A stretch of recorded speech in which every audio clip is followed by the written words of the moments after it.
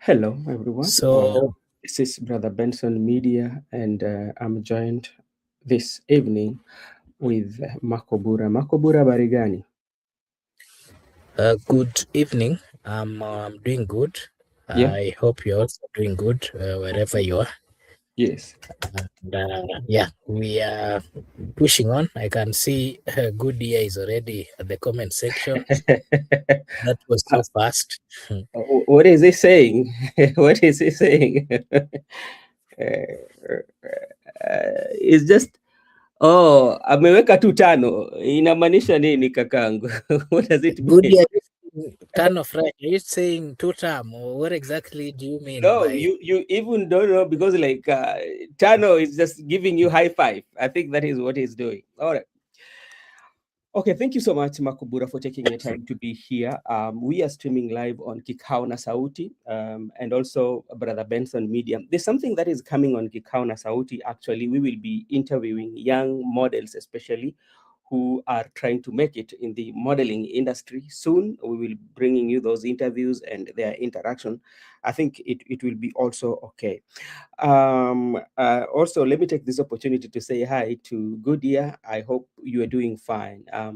Uh, Makubura, there's a lot that is taking place. In all Kalau, as I know now, the vote counting has started, and I know by around 1 p.m. at night, we will know who the winner is.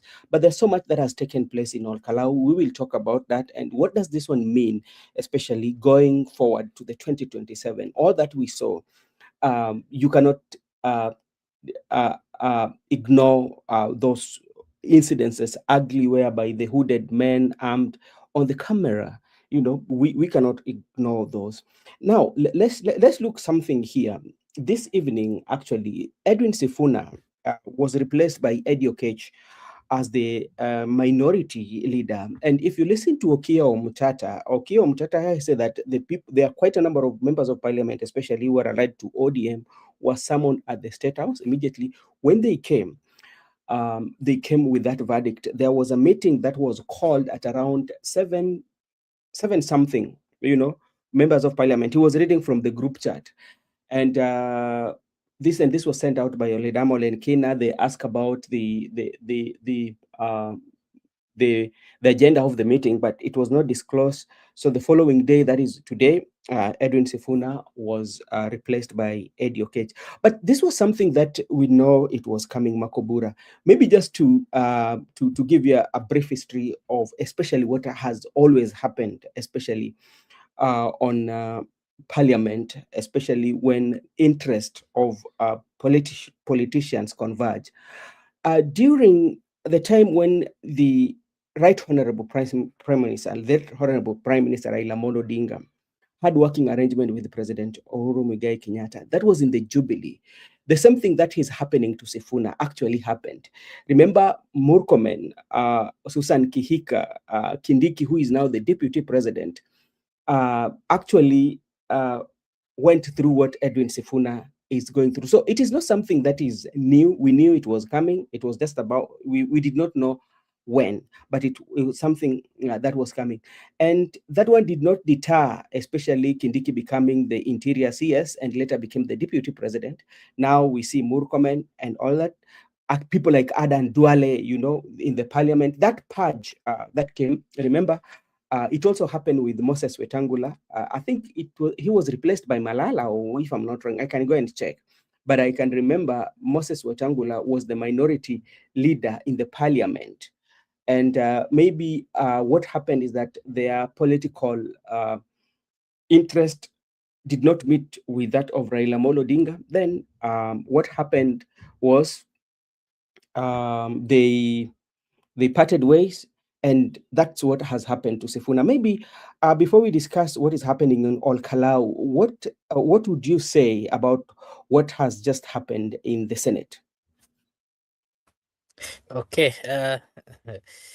From the intels that I'm getting, Yeah, I can see actually this is a verified account for Ndindi Nyoro.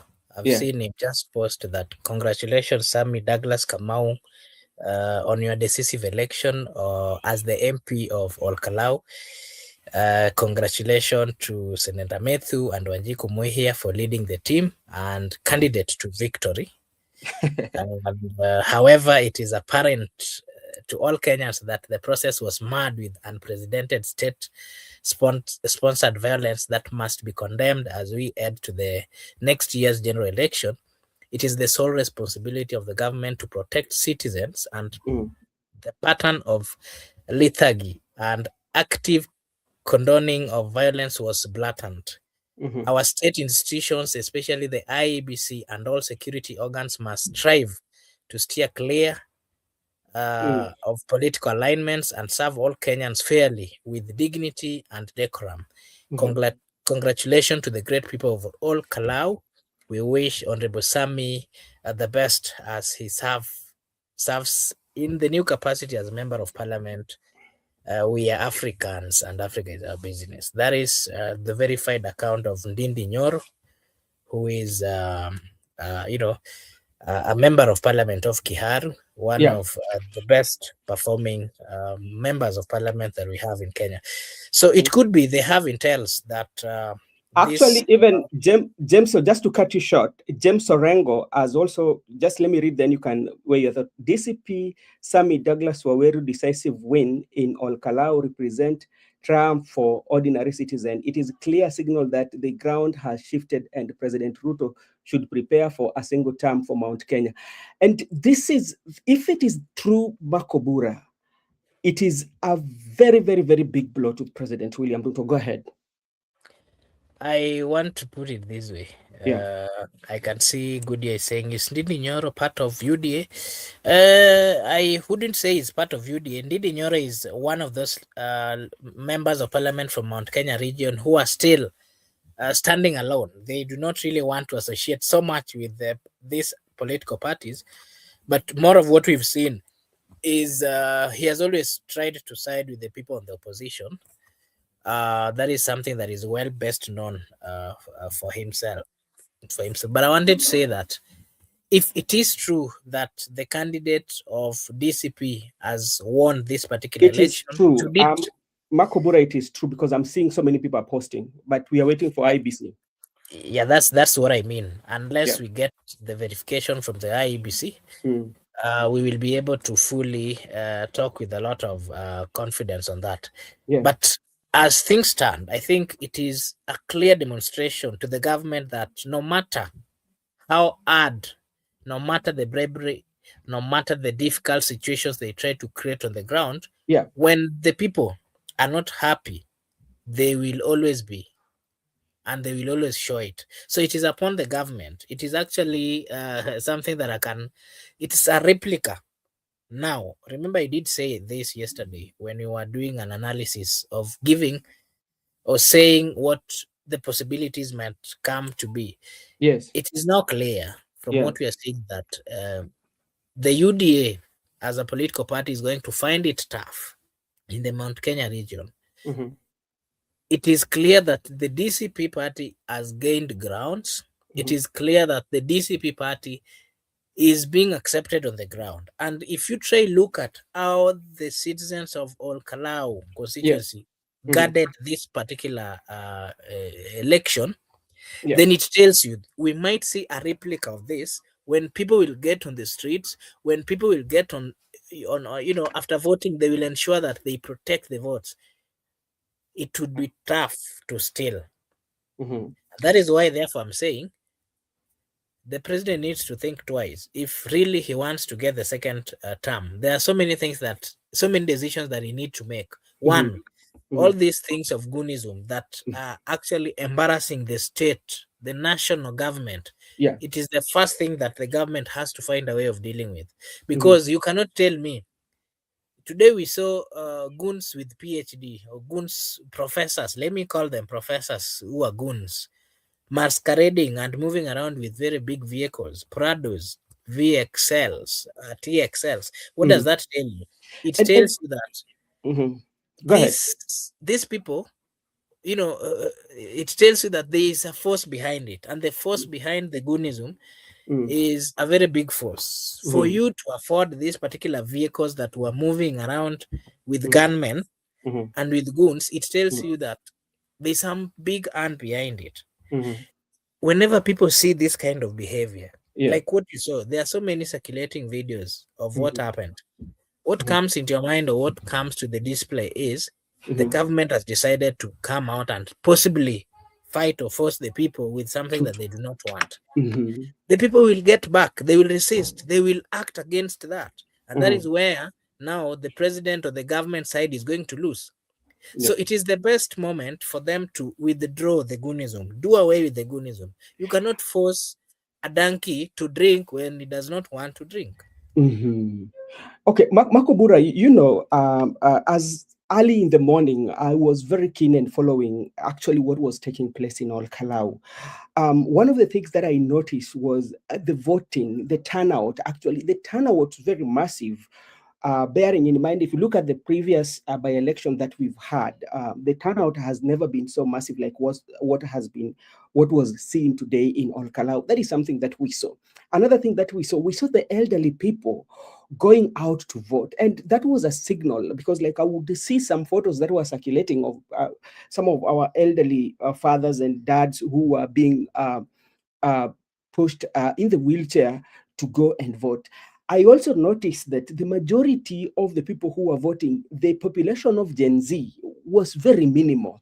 And that is a signal that what is happening with the Gen Z, or in terms of the by election, they are not very, very keen because you know that when you talk about Gen Z, there's that mistrust between Gen Z and President William Ruto. So maybe during the next general election, it will be them versus President William Ruto. They can come out to vote in large numbers. So that is something that also we witness.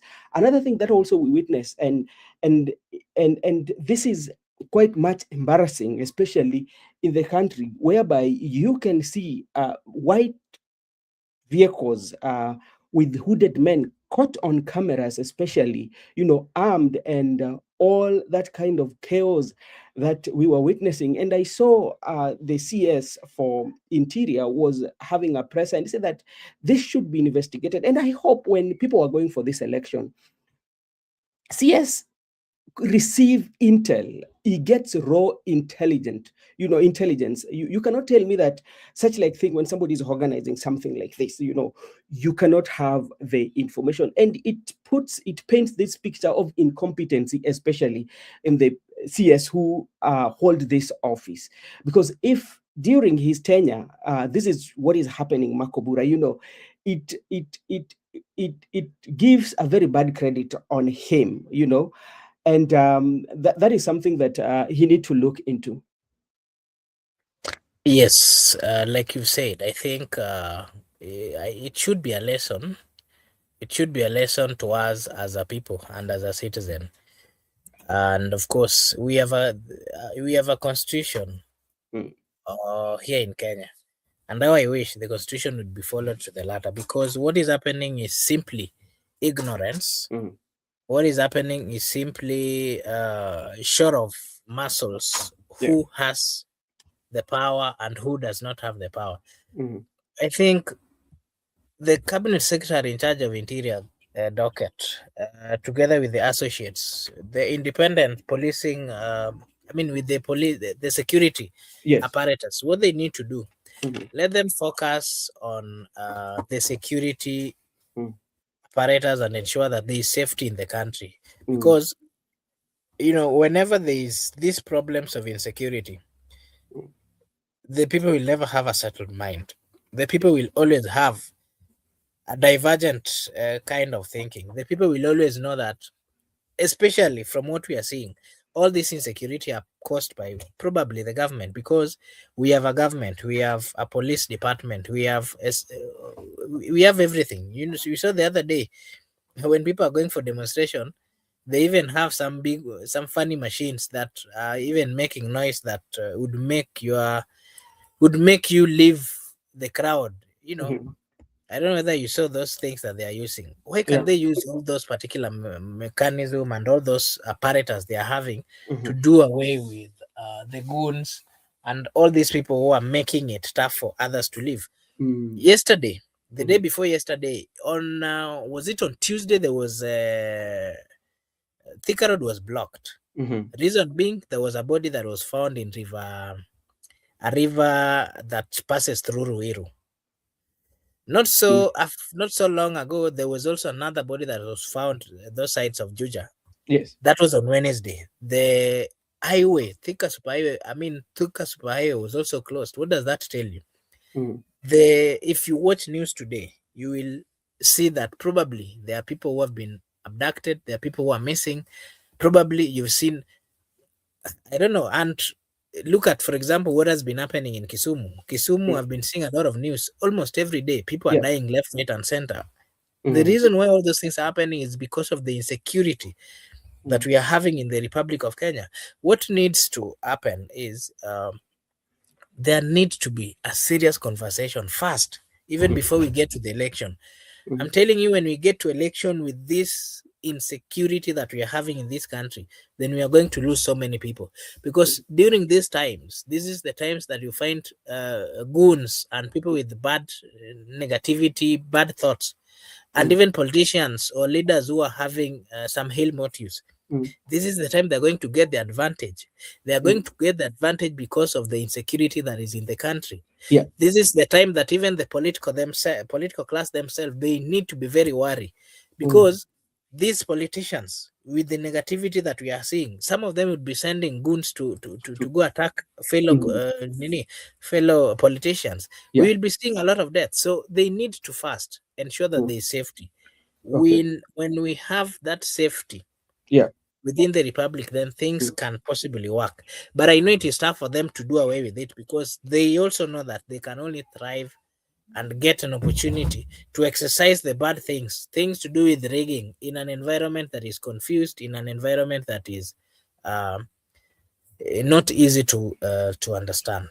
All right, thank you. Makobura, as we are still talking about what we saw and based on how the results are coming, and I'm just going through the social media and I'm trying to confirm, it seems that the DCP candidate is winning because in some polling station, you find that DCP is getting almost like around 5,000 and the UDA candidate is getting 77. And there's something that now I'm now tending to believe that what has happened in Kalou has demystified some of the questions that we've been putting about talking about money. You can pump so many resources, especially, and give people everything. Because, like, if you look at the resources that actually the government themselves really, really, really put in this place, it was a lot of resources. We saw mattresses marked with the GK that were given to people. And if you listen to some of the local in the area, some of them were not taking those mattresses. I saw a video that a woman was saying, I cannot get those mattresses because there are people in the hospital who do not have mattresses, are sharing the bed. This should be taken there. We saw the boat came, we saw the gas and everything, the pipe water, and then even the transformers were taken to that area. But now the people of Olkalau have spoken. Then they have answered some of those questions and given the doubting Thomases that money, we can eat the money, but when it comes to voting, we will vote who we want to vote for. And this is going to be a very big blow, especially to president and the people who handle it, especially people like Moses Kuria. And this is going to put him as an enemy of the community because, like, why would you spend a lot of money for campaigning, especially, and like doing a development just only for campaign but not for prosperity? That is one thing. And another thing also that this by election is going to give is going to elevate the status of Methu. Remember, Methu was campaigning by himself. Rigathi Gachagua, I don't think played so much in being in Olkalau. He did not step in Olkalau, but Methu took it upon himself to be as the chief campaigner in Olkalau. And this is politically is elevating him as a fighter and is elevating him and is making his political star to rise in Olkalau, especially in Nyandarua. That is very true. What we've witnessed, especially on the side of the opposition, We've witnessed a calm opposition. We've witnessed a sober opposition. We've witnessed opposition who are tackling the issues that are affecting the people. And Yeah. that is partly the reason why probably they had the opportunity to win. Yeah. Because I partly followed, and this man Methu, I think one day he'll become a serious or big politician in the Mount Kenya region. I saw him camping in this particular area. Remember him not once, several times, even assisting this particular candidate who was called a street boy, Mm-hmm. who did not, probably from what we are hearing, he was not really financially very stable. Mm. He assisted him. He went down, sat down with the people. This Methu senator, he sat Makubura, down would with you the mind people. sharing the link? Okay, yeah. So this particular uh, politician went and sat down with the people and they had a one-on-one conversation. Mm-hmm. That is what is needed in the Republic of Kenya. We need leaders who will have one-on-one conversation, and whenever they're having these one-on-one conversations, Yeah. let them then come out to honor the conversations or the promises that they've given to the people. It was good, it was nice that the government came out to campaign for their candidate, but they did so in a wrong manner. Let me tell you, we have guidelines. Yes. We have an independent IEBC. Yes. The IEBC has part of what they are supposed to do and what they are not supposed to do. Mm-hmm. The IEBC partly failed. This is something that we need to start. This is a conversation that we need to start having as early as now. Mm-hmm. Because when we don't call out IEBC, Yeah. then there are possibilities that we might see similar behaviors that Yes. we saw in Kalou in Mm-hmm. the entire country. And that would be not a good thing for the Republic of Kenya. Mm-hmm. Like I did say yesterday, should it have gone that the UDA won this particular election, this election still would have gone to the high court, I mean to the courts. Mm-hmm. And the person, if suppose the UDA would have won, the person would probably not have served because we are remaining with how many you are remaining with 1 year. It is actually exactly 1 year to the next general election. This was going to be a court case, and probably the people of Olkalau would not have had the opportunity to have a leader who would then deliver or give them the services that they wanted. So the IBC has to come out strong. The ES, I mean, the what? Is it, how is it called? The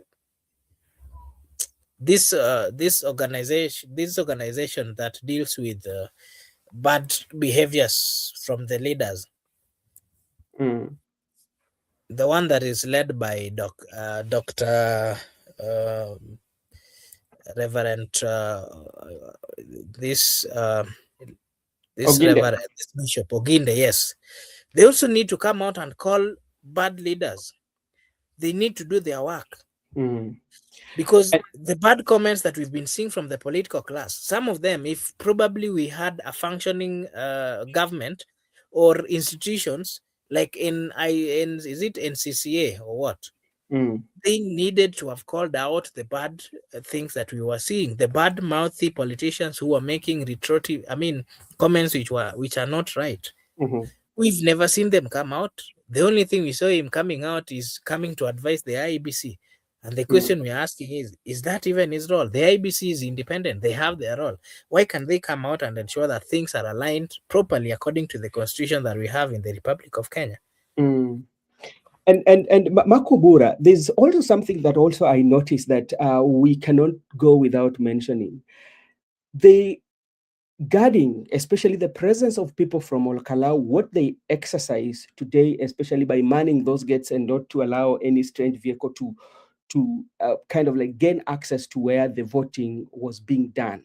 They've done a commendable job, despite the frustration and the chaos and the violence that they experienced. They stood firm, and this one is a very again big blow to Kithure Kindiki. Because remember, the position that is being held by Kithure Kindiki, as always, it is a position that was given even to Rigathi Gachagua because of the number of votes that they brought to President William Ruto. And this one has to take Ruto to the drawing board, and he has now to scan and do the mapping and know that now where am I going to get, especially the votes, and where am I going to reward? Because remember, when you go to Western, they've also been they also want to get the deputy president. Go to Mombasa, and it has been a marketing tool, especially amongst the people who want to support President William Ruto, and again, this one, as I said, I'll blow to Kindiki, because he has not kind of like come out, especially to fight for this. I remember before even the burial of the member of parliament who died, Kindiki had already started and warning that we will camp there. And Rigathi Gachagua came and said that in our community, when somebody dies before he's buried, you cannot talk about, we have to talk about it after the burial. And this is a very, very, very big blow to Kindiki. And if he wants to remain relevant, especially in the UDA, he has to retract his step, or he doesn't want to become a deputy president. That is what I can say. I think there's much. Allow Bwana Msimamo to also just give his views on the same before probably we move to the next. Bwana Msimamo, are you there? Karibu Bwana Msimamo, Yes, I'm here. Yeah, I can hear you, both of you. Yes. My greetings to Brother Benson and Mark, Gudia, Judith na wengine wengi wanaotufuatilia. But I can hear you loud and clear.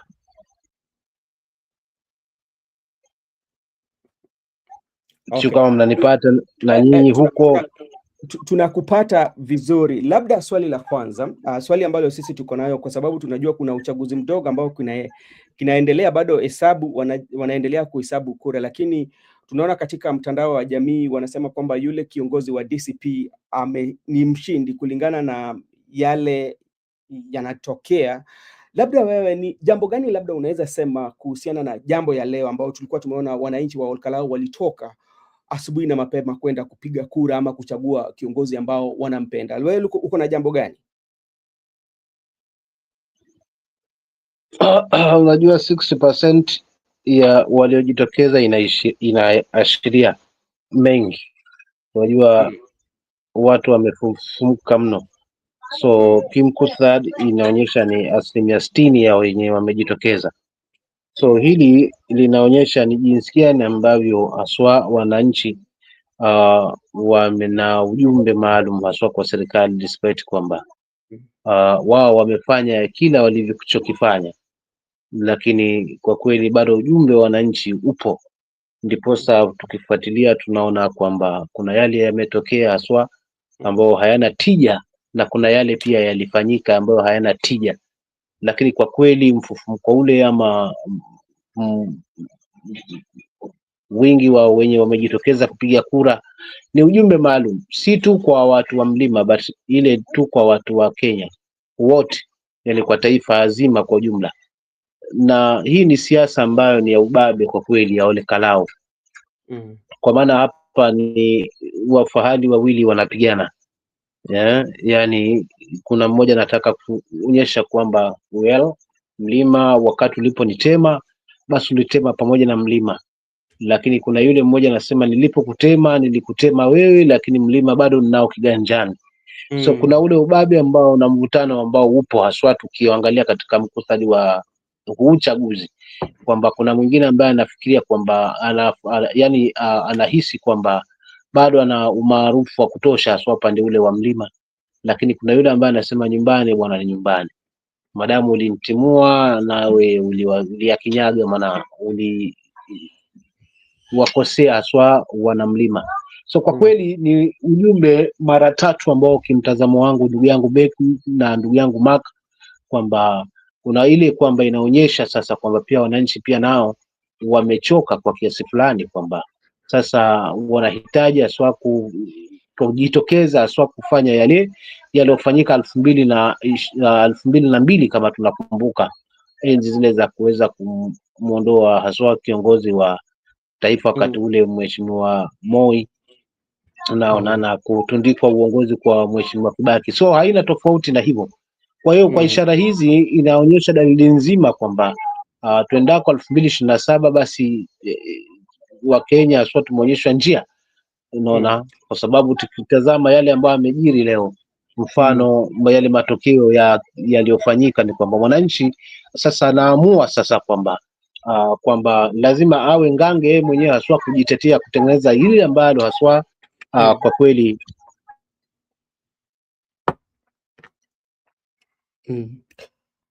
Okay, tumempoteza pale. Marco Bura, another thing that also I want to talk about is about the gap. Nipo labda pengine net kidogo tu, unaona. Okay, labda tumalizie kwa kiufupi kwamba inaashiria vile ambavyo aswa uchaguzi ule utakavyokuwa 2027, kwa sababu ukiangalia matokeo yale ambayo yamefanyika katika Kalou, kwa kweli katiba hapa, ndugu zangu, tusiongopeane ama tusidanganyane. Katiba hapa ilipewa mgongo haswa, kwa sababu mitungi la gesi na matresi na mabilioni ya hela zilizotumika katika chaguzi ndogo hii Bwana Execon alikuwa na sababu haswa maalum kimtazamo wangu kuweza kustopisha uchaguzi huu, kwa sababu wanasiasa wamekiuka maadili haswa yale ambayo yanafungamana haswa na chaguzi.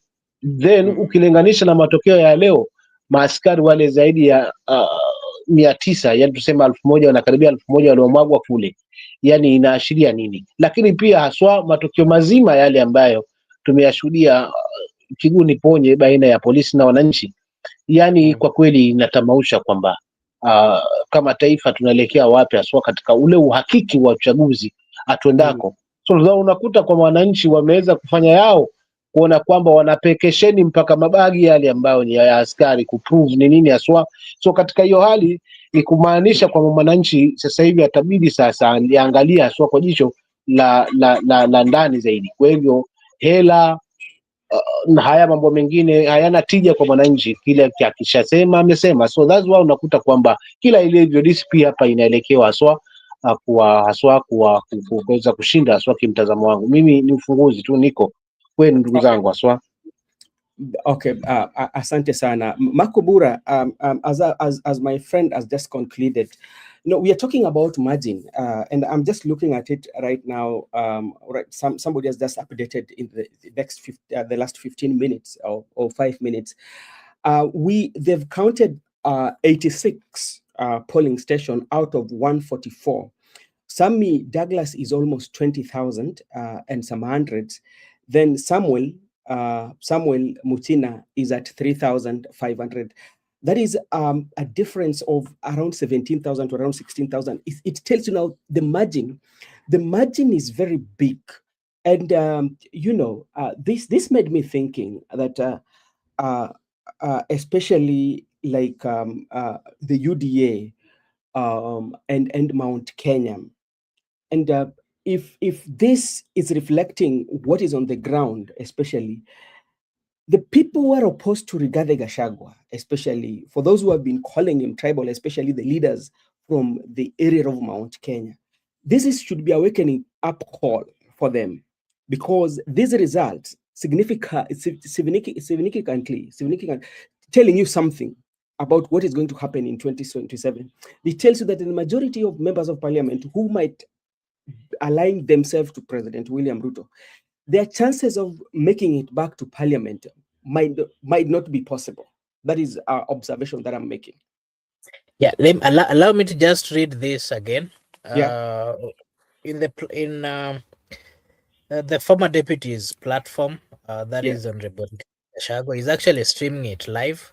Yeah. And what I'm seeing here is Douglas Kamau Aweru is currently having 26,549, and that is 85.8% of the total votes. I mean, of the votes that have been counted. Counted, yes. And number 2 is Samuel Muchina Nyaga, who is the UDA candidate. Is currently having 4,176. That is 13%.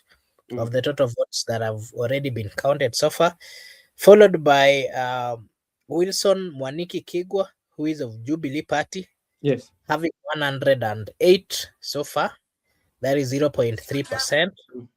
There is also number 4, Stephen Wanyoike Waithaka, National Liberty Party, is having 54. That is 0.2. Yeah. Timothy Kamau Kariuki, who is of People Renacious Party, that's PRP, is having 0.1. And the total votes that have already been counted so far is 55.6%. Yep. So that tells you that the gap Is too wide. so wide that I don't think there's any miracle that can happen. Yes. Till probably number 2, that is the UDA candidate.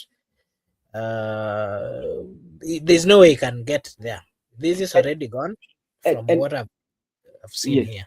And Makobura, just to add on that, and this should be a very clear message for the united opposition and anybody who tend not to agree with President William Ruto, especially on the politics.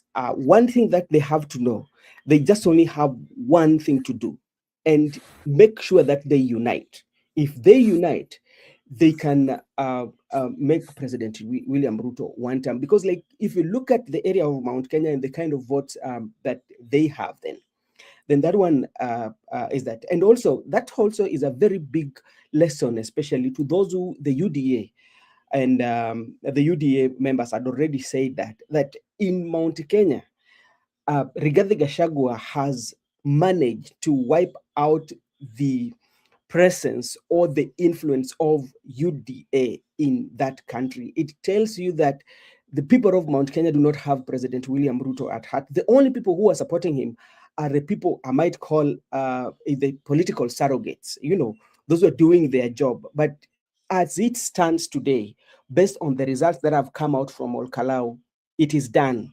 Rigathi Gachagua has taken over, and it is a awakening moment, especially for the doubting Thomases, especially in Mount Kenya, who are doubting Rigathi Gachagua. Because if you look at the entire scenario, the development projects that were invested in that area, the money that was given in that area, even during the election, what they went through, all the dramas and all the hooded men who were shooting, and in the pickup, the journalists who were, their cameras were taken away from them, the journalist who lost his life. With all this, they overcame and still turn out to vote, and they guarded their votes. That one is a very, very, very big message. And this one should also go to the strategists, especially who are working with President William Ruto, that they need to go back to the drawing board and come up with a strategy that is working. That this one has answered the question that you can give us money, but we have the power to decide on who we vote for.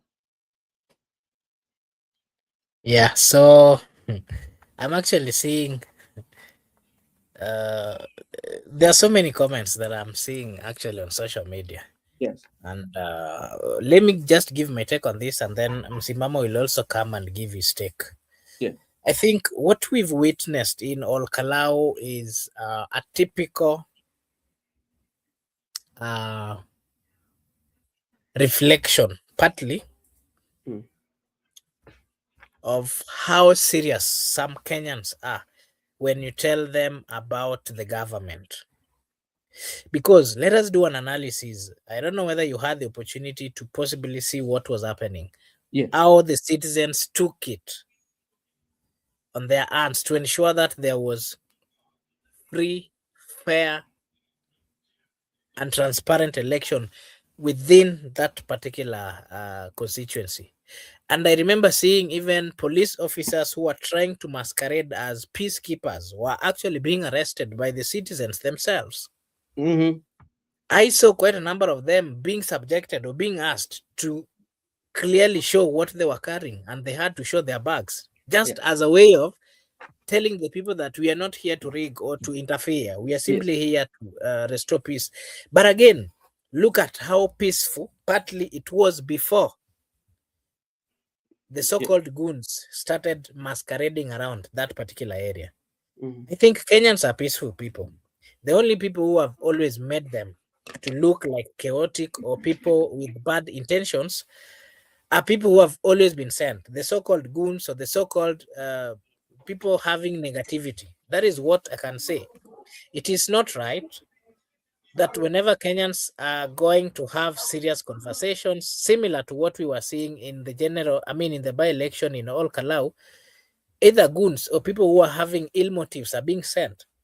Look at what we saw today. We saw big vehicles, fuel guzzlers moving around, trying to make it, trying to paint the areas are maybe a chaotic area, but the truth of the matter is it was not. These were people who were sent.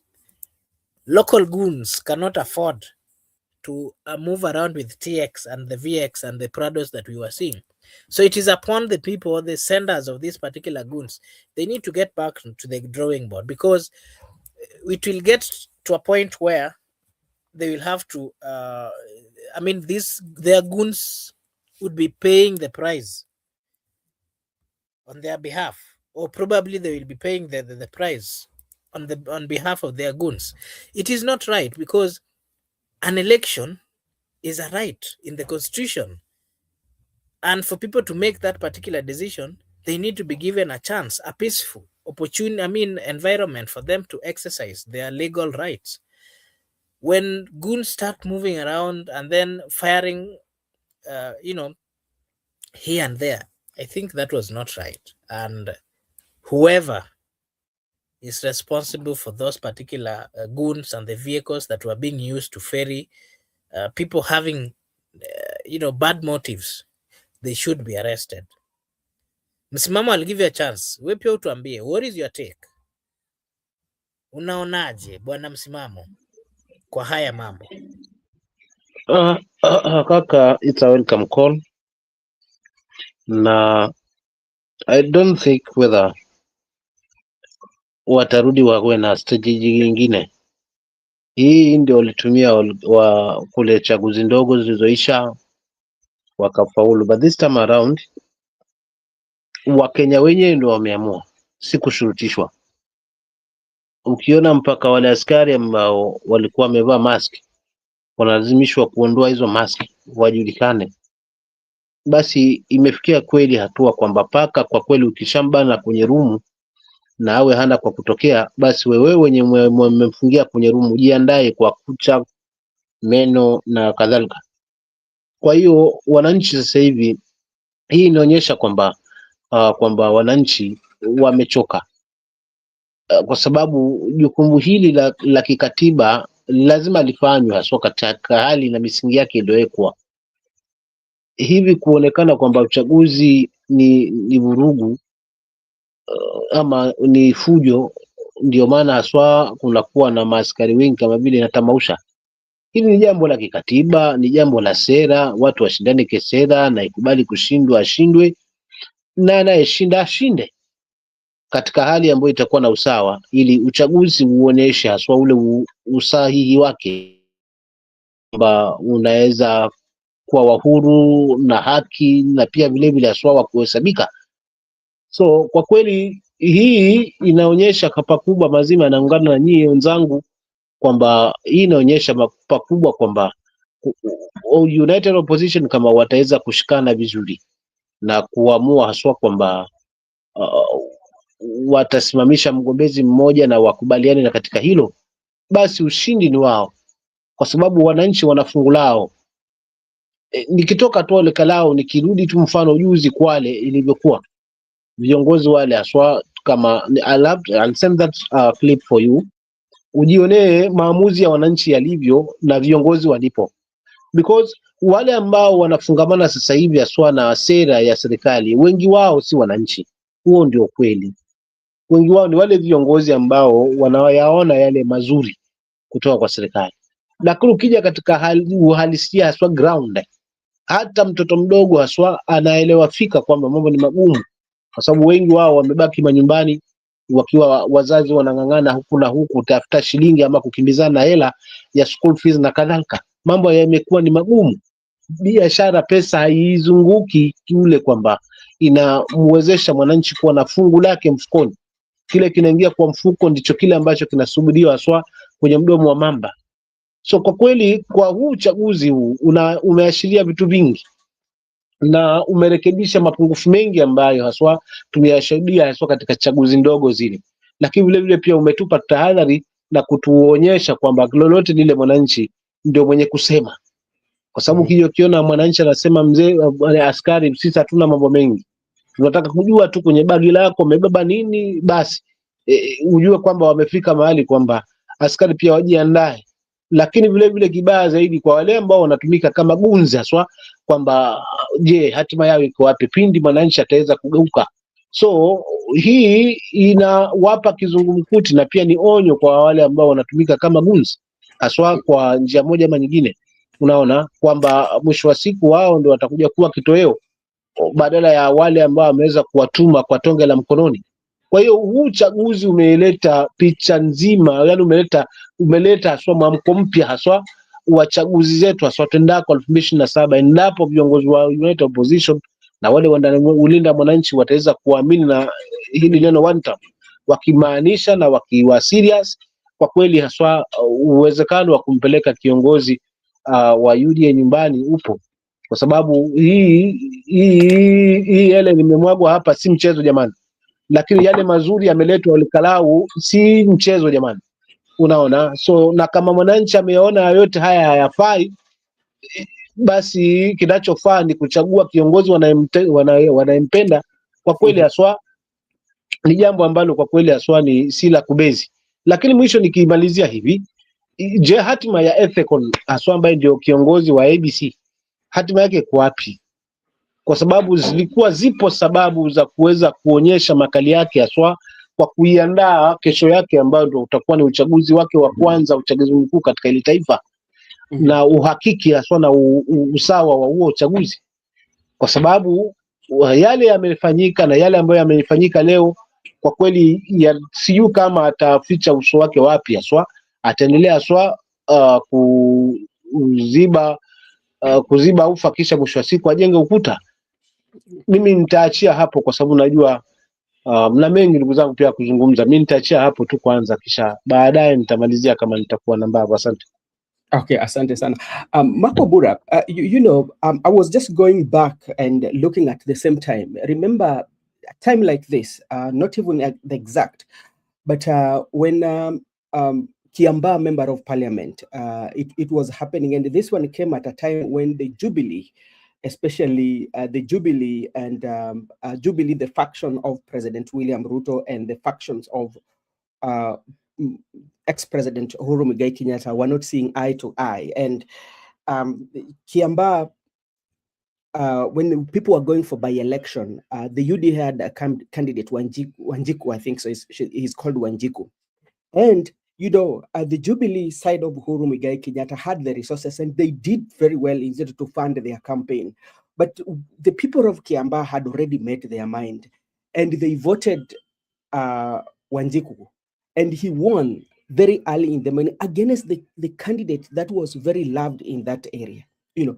And when the winning settled down, everybody concluded that especially this is going to be the test or indicator of Mount Kenya on the pattern on how they are going to vote. So when I look at that and I compare it to what has happened today, then I'm seeing that the indicators that Mount Kenya have decided to vote in a different way has been confirmed. That is one. Secondly, this one also has also increased the CV of Rigathi Gachagua and has answered the issue of, first of all, when you want to go on this negotiation, especially, you have to make sure that you have your region behind you. And when Rigathi Gachagua now will be going for negotiation with the United Opposition, actually, his stakes are high, you know, because like of what has really happened by him not campaigning, and his party, especially right now, is going to have a member of parliament. So when he will be going to the table, especially to negotiate with the other United Opposition, he will have a upper hand, and they will have to listen to him.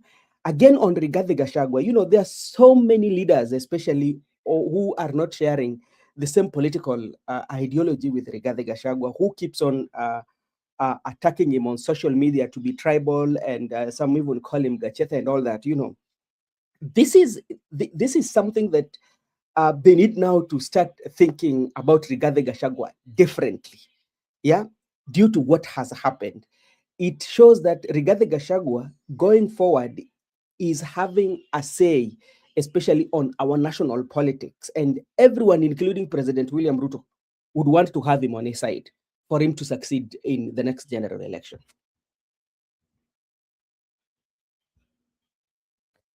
Yeah, I think that's true. Rigathi Gachagua is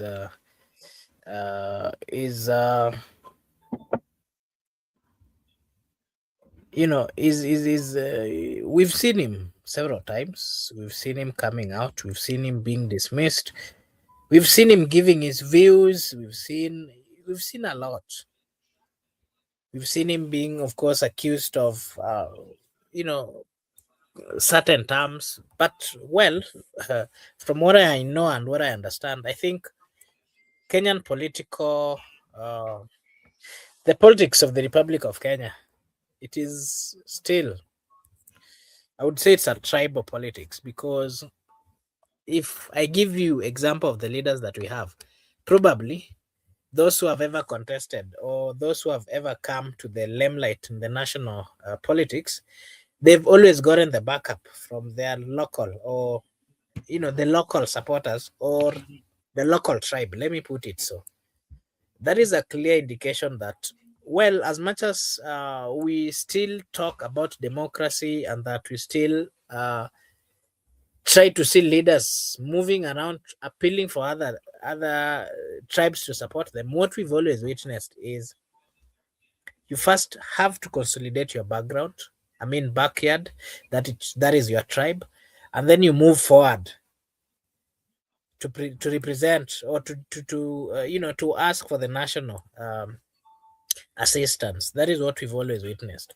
I think this probably is giving Rigathi Gachagua an added advantage, because he's coming out to be a leader who has been accepted in his backyard. Mm-hmm. And that, like you've said, is going to give him a higher bargaining power. That is a key thing that we really need to note. But again, the other question that people would then ask is, there was also another by-election in Bere North, right? Yes. And from the intel I'm getting, the one in Bere North has been won by UDA, or Yes. as things are going, it has been Mm-hmm. won by UDA. Mm-hmm. The other question that is then coming is, remember, the current deputy president, Professor Kithure Kindiki, is coming from those sides. Yes.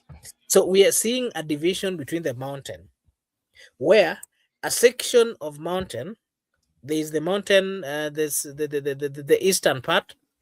Is it the eastern part, and then the western part? Yeah. So the side of Mbere, from what we have been witnessing, Mbere, that is Tharaka and Mbere, Mm-hmm. Tharaka and Tharaka Nithi, Mm-hmm. we are seeing, because remember last time there was also a by-election in the constituency where Ruku was, Yeah. and his candidate, the candidate of UDA won. Yes. We are seeing a very funny pattern here, where the 2 or the 3 counties, that is Tharaka Nithi, probably Meru, they are getting associated with the current deputy president. Yes. While if you come to this other side of the mountain, they are thinking differently. Majority of them are behind Rigathi Gachagua. That is something that we are also witnessing in this stake. Yeah, this thing. And that one can be contributed because, based on where Kindiki is coming from. And that is now what is going to be very difficult, especially for president, to balance off, especially when they will be negotiating with ODM. Because remember, ODM has insisted that if the UDA gets get the presidency, they need to get the deputy, because they feel they have the numbers, And if you look at ODM right now, is the support of ODM is shrinking. And how does it shrink?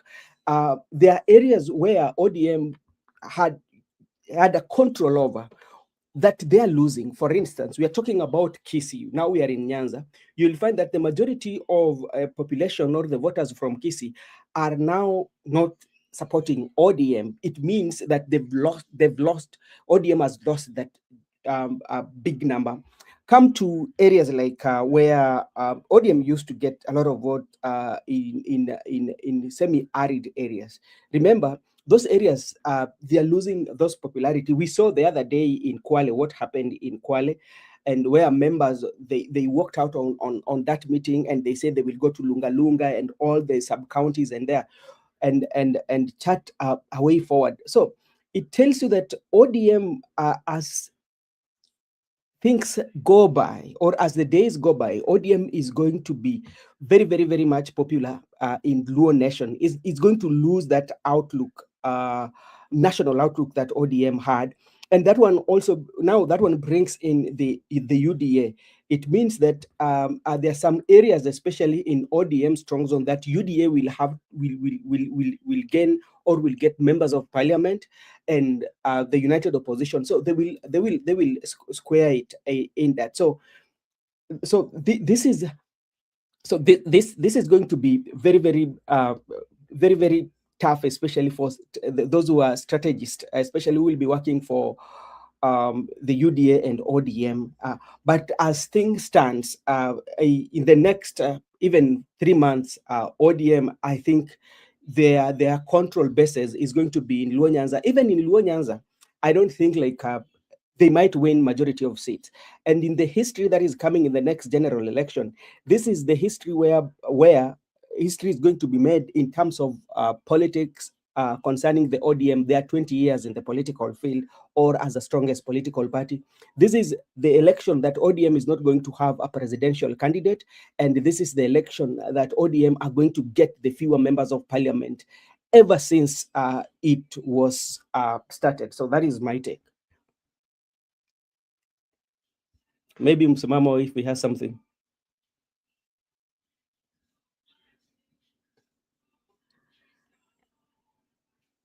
Msimamo amepotea. Niko ndugu yangu. Maoni tu. Kaka, kiukweli ni kwamba la kuvunda siku zote halina ubani, na huwa nasema hapa si mara moja si mara mbili kwamba ni ngumu nguo iliyochakaa kuibandika viraka na uiite mpya. So ODM na kibarua kikubwa. Kwanza walioungana naye ni mlavi, maana kama ni jambo la pengine kusimamisha swadhi ya wenye stronghold, kusimamisha wapewa nafasi, kusimamisha wagombezi ili walisahau. Lakini vile vile pia ukiangalia ODM jinsi ilivyoshuka, ni chama ambacho kwa kweli sasa hivi ni cha upande mmoja tu, kiko Luo Nyanza. Kwa maana mkutano ule wa Kwale nilibahatika kuwepo. Yale yaliyojiri yani ishara wazi kwamba yeyote yule ambaye anafungamana aswa na serikali basi mwananchi hayupo. Kwa hiyo huu uchaguzi wa leo unaofanyika wa Kalou unaashiria mazima wapi mwananchi yupo. Na that's why tunakuta kwamba ukiangalia mikutano ya ODM na mikutano ya ODM Linda Ground wakati ule na ODM Linda Mwananchi wakati ule, tulikuwa tunashangaa kwa nini hii inajaa na hii nyingine ni bambanya. Ndio inajaa, lakini utatazama halaiki ya mabasi yale yaliyotumika, lakini pia mavazi, makofia na kadhalika, ile harame iliyotumika tofauti na wengine. Hii ni ishara wazi mwananchi wapi alipo. Kwa maana hiyo viongozi wetu ndio ambao wanatumika kujaribu kurai kuipenta hii nguo iliyochakaa kuonekana kuwa mpya, na sidhani kama hili litakuwa na mashiko kwa mwananchi ambaye aswa amebanwa aswa ukutani hana kwa kutokea. So hili si kwa sababu tu ya kiongozi, nampa heko kiongozi Gachagua kwa kile ambacho Haswa ameweza kukifanya, kwamba chama kichanga, kisha mwisho wa siku akipata Haswa hiki kiti kitampa umaarufu. Already watu walimpenda Gachagua kwa kile ambacho amekizungumza, yani hakiko mbali na mwenda zake hayati Mheshimiwa Raila Odinga, kwamba wananchi wakamwamini kwamba akikwambia bibi yako na mimba, jua na mimba kweli. Sasa kidogo anavaa hivi viatu, hajavifikia ndio, lakini akisema kwamba hiyo nyumba inanuka nyama, si mchuzi peke yake, hapo mnapapiga jibu haswa hiyo nyumba, basi ukitazama mwisho wa siku kweli. Lakini vile vile haswa kule kuunganisha jamii hapo pamoja, hapa amezidi, amedumisha mno, tofauti haswa na viongozi wengi ambao haswa unakuta kwamba maeneo yao ni rahisi haswa wananchi kuweza kugawiwa katika pande mbili, unaona. So kwa kweli amefanikiwa kwa kiasi kikubwa, na hili liwe somo na liwe fundisho kwa wale wanasiasa ambao wanaamini haswa na siasa ya ungome ama kwa jamii zao, kuona kwamba mfano kama Western watakuweza kubackup na kuona kwamba wanasimama kapu moja, kama Coast huku tunasimama kama kapu moja, lakini vile vile haswa kama Nyanza na kadhalika na maeneo mengine, ile kwamba kura mwananchi sipate nafasi ya kuweza kugawiwa mara nyingi, yani kuwe na msimamo, basi kwa kweli italeta tija, unaona. Ila tu nimpe heko sana kiongozi huyu kwa kile kazi ambayo ameweza kuifanya, kwa sababu kwa kila jambo analozungumza mwisho wa siku linatokea, unaona. So ni kitu ambacho kwa kweli uchaguzi umefunua masikio haswa jamii nyingi, lakini vile vile haswa wananchi wengi ambao walikuwa na wasiwasi kwamba labda jambo moja ama jingine haliwezi fanyika, kuweza kuoji maaskari, kuweza kufanya hivi, unaona. So kuna mwamko mpya ambao kwa kweli tuendako lazima hawa wanaoshindana haswa upande wa serikali ujipange zaidi, na sidhani kama utajipanga zaidi ya wapi, zaidi ya hela na maendeleo wale ambao wananadi, na mwananchi hayuko hapo, kashachoka hapo, unaona. Kwa hiyo hela zitaliwa, unaona, labda kuwe na mambo mengine yale ambao wataweza kutufunga goli kwa mkono kama yaliyotokea wale nani Mbere na kwingine kule, unaona. Kwa hiyo kwa kweli mimi nikimalizia naweza nikasema Gachagua ana pati kubwa sana upande wa United Opposition, unaona, sana ni kiungo muhimu zaidi. Kwa hiyo si wakubezi tu, unaona, kwa sababu dhana kwamba yeye ni mkabila hii ishaisha kabisa mazima. Baada ya uchaguzi ushindi ukishatangazwa, mshindi ukishatangazwa tu, ili jambo la ukabila litakuwa ndo limemalizika mazima, kwamba halina mashiko kuweza kupunguza mtu umaarufu wake, kimtazamo wangu jamani. Kwa hiyo mimi nitachia hapo, asante. Okay, maybe Bakubura, before you come in, and there's also some observation that I'm making out of this on the politics, and it brings about the true love, especially for the people, if especially true love for election. If you look at the people of all Kalou, they have proven, especially to the nation, that you cannot buy them. You can give them money, but you cannot buy the love they have, especially for Rigathi Gachagua. That is what this has proven.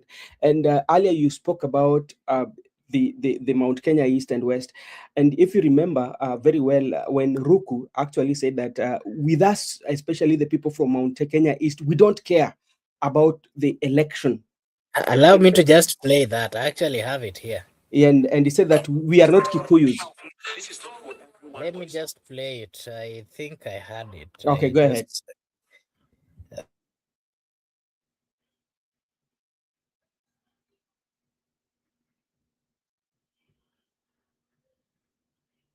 Did you get it?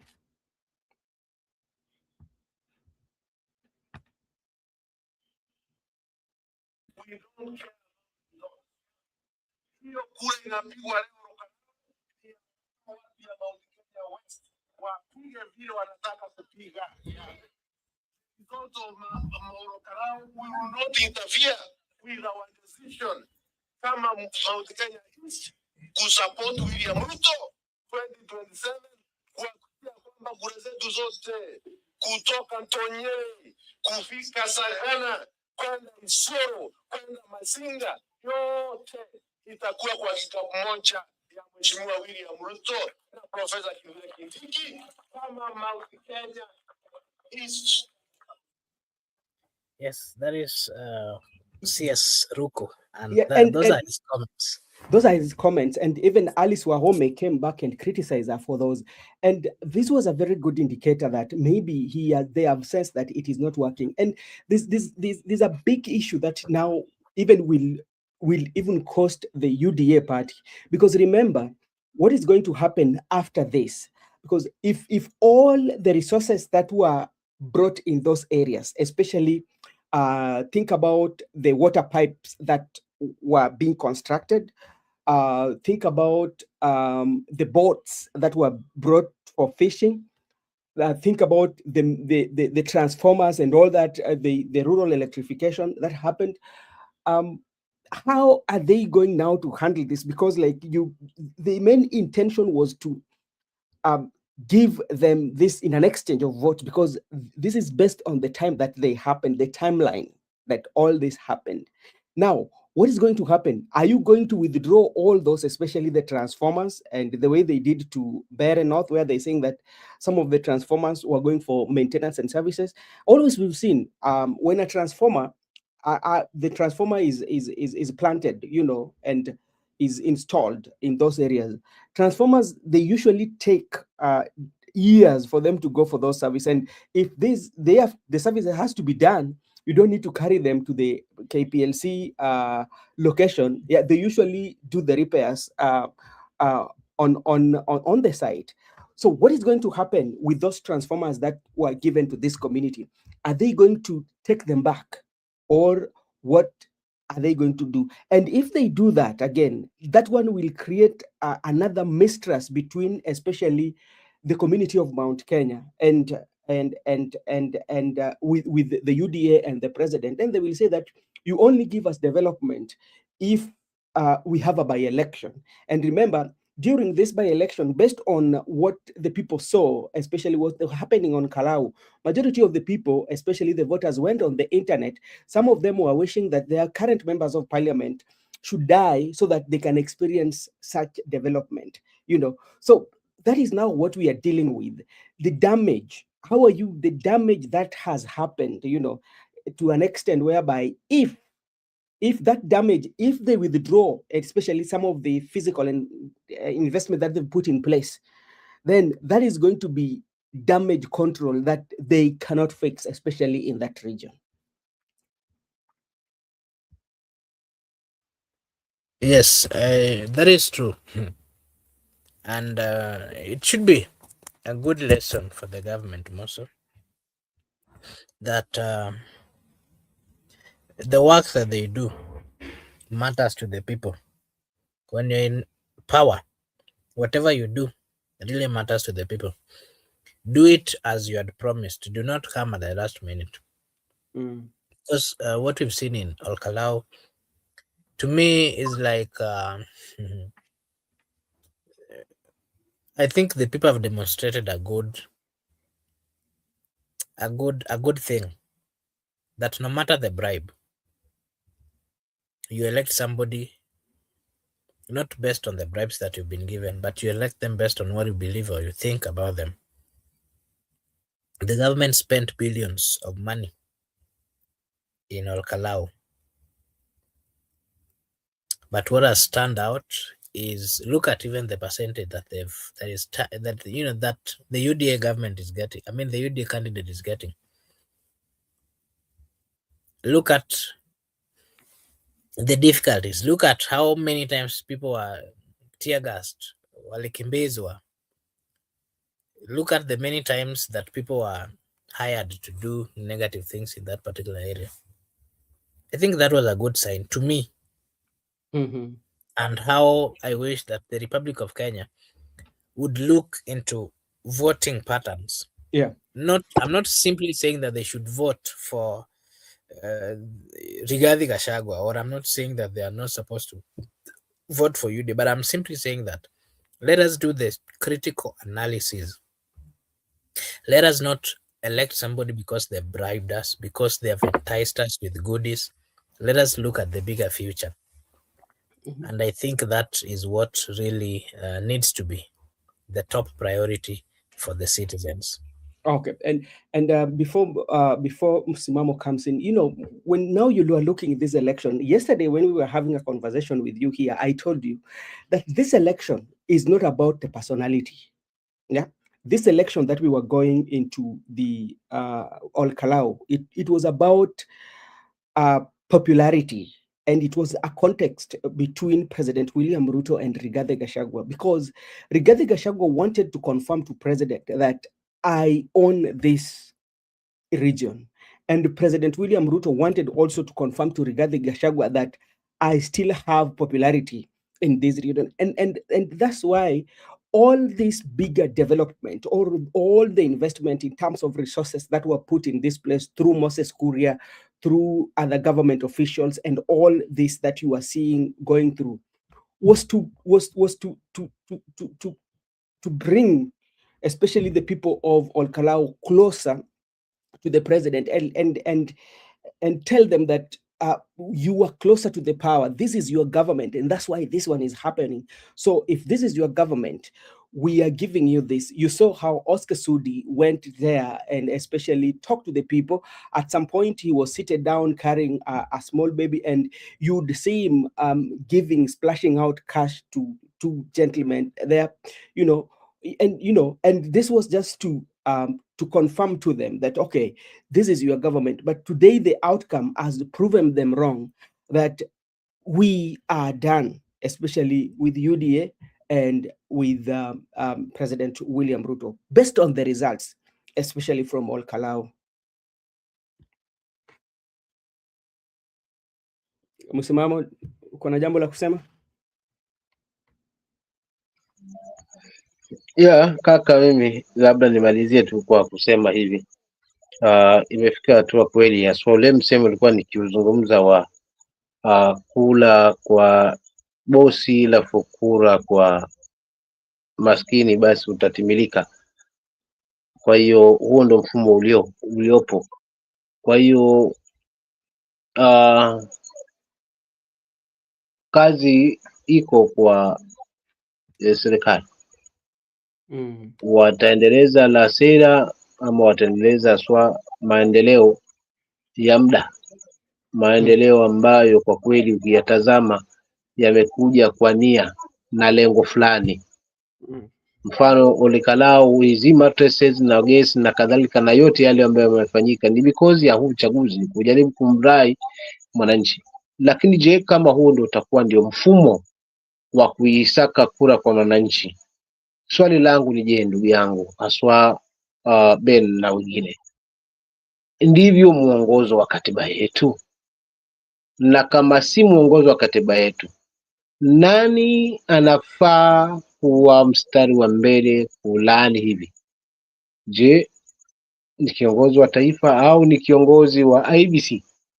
Hayo maswali nayaacha mimi hewani. Ndugu zangu, nyewe kama mtaweza kunisaidia sawa, lakini hayo ndio maswali najiuliza, kwa sababu tunaishi katika hili taifa kwa muongozo maalum wa katiba. Mwananchi akivunja sheria, vyombo ambavyo vinafaa kutumika vipo, haswa kurejesha ule halisia wa heshima ya taifa.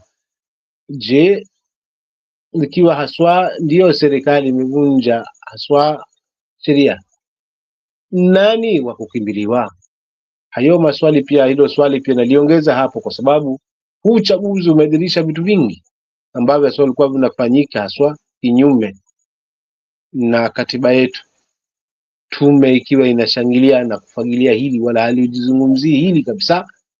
Kwa hiyo uhakiki wa 2027 kama kweli hatima ya huo uchaguzi utabaki kwa mwananchi, basi ufanyike, mwananchi afanye yake, hali kwa bosi, kura kwa maskini. Asante.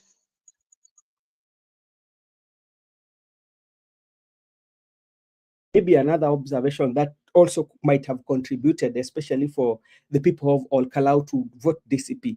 And it could be as a result of what they saw happening in Mbere. Remember, when the campaigns were going on, especially in Ol Kalou, the people of Mbere, especially Mbere North, their transformers, I tell you, their transformers were taken away and later the KPLC came and clarified that, oh, these transformers are going for maintenance, and they had to raise this complaint, and they have to raise their voices, and in some locations some transformers were brought back. That also shown the people of Kalou that the moment this we are enjoying, some of it immediately this election is over, we might not be enjoying, they might be taken away, So that one told them, okay, we cannot um, believe in this. So that one could have made them, especially to vote for this guy.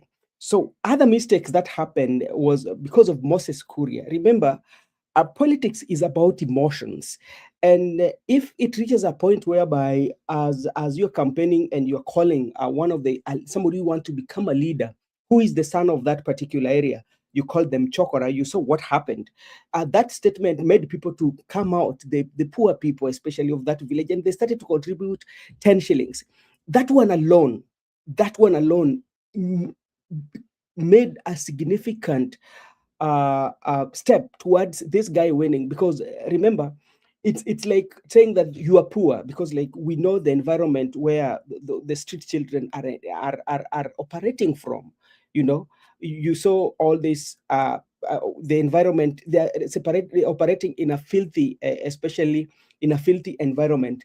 So if you can refer somebody like Chokora, and the people came out, and how did they respond? The people of DCP did not respond by insulting or saying some abusive words to Moses Kuria or to the opponent, but they came out and say that, okay, we are buying for you a suit and we are collecting money. So those are some of the mistakes that might have contributed again to him winning. Another thing that I also can speak about is how they saw the script that happened in Mbere and Malava, especially creating an environment that was very unconducive for them to vote. So they were prepared. So what did they do? They look at, and I think this one might be informed by the people who were in the strategic committee or who were overseeing the election of DCP. They saw the loopholes, what happened during the times of Mbere, and how can we improve on them? And I think they did. And what happened was they woke up very early in the morning to go and vote. And that is a very clear indication, because that they decided to go very early in the morning, because they knew in the morning nobody can bring those chaos, because chaos usually starts in the evening or after 1 o'clock. So they decided to go very early, and a good number of voters went so very early, and the turnout was massive. By the time the chaos was starting to erupt, all these hooded men armed in the SUVs and V8 were coming, good number of people had already voted, So that's how maybe might have contributed to a massive winning of this guy. Let me see what Goody is saying here. If the same by-election are a replica of next general election, then I believe Ruto will be well gone. True, and I agree with you on that, because if we can use that analysis, remember when the UDA candidate won in Mbere North, and people said that this is a replica of 2027. So because this is the reason, then we can say that, especially to be very precise, in Mount Kenya, especially, it means he will not get a good number of votes. Yeah, and it is also very, very, very convincing, because remember, when Wanjiku of Kiamba and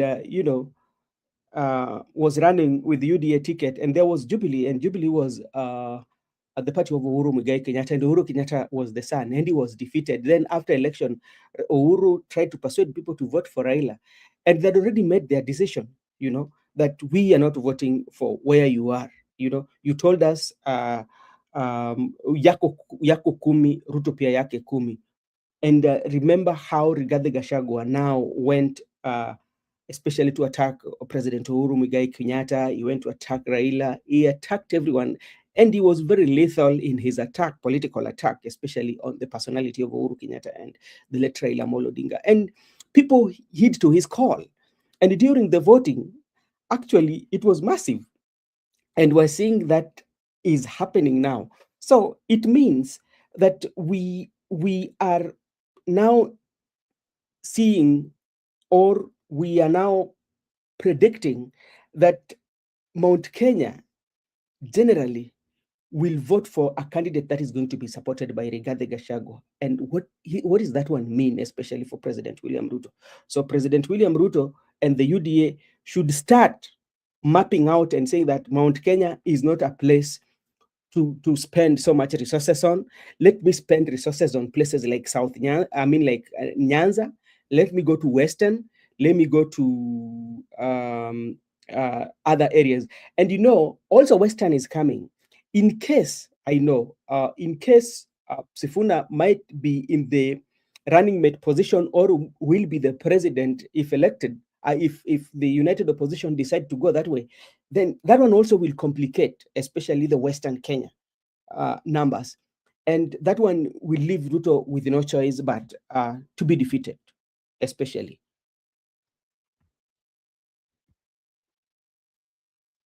Yes. Labda niwaage ndugu zangu, Mungu akijali, kesho tutakuwa papa hapa, ila tu nimjibu Gudia kabla nitimke, maana naona hapa nimeashiriwa na ndugu yangu ameniuliza swali zuri hapa, ameniambia msimamo, tuambie haya ya Karua. Is Mother Karua putting an effort or she is still on the back burner? Kwa jibu la haraka, hawa viongozi wote wako katika mkono mmoja wa one term.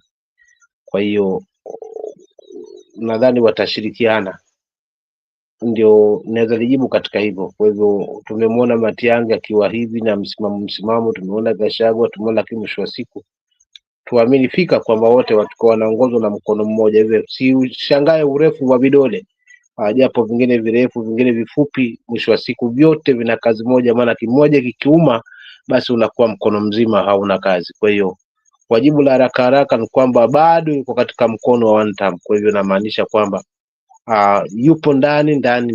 Asante Ben na ndugu yangu Mark na wale na ndugu zangu upande wa comment section. Kesho ni siku, mimi msimamo, wacheni nikapumzike, kwa naona hapa nimeashiriwa haswa na siwezi nikavumilia tena.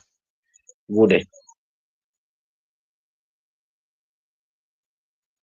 Asante sana ndugu yangu. Kesho tutaingia mapema karibu saa 12 ili tudadavue, so usikose. Najua Makobura atakuja, mimi nakuja wa kwanza, ama Makobura atakuja na kipindi cha pili ya usiku hapo, so nitakuwepo hapa.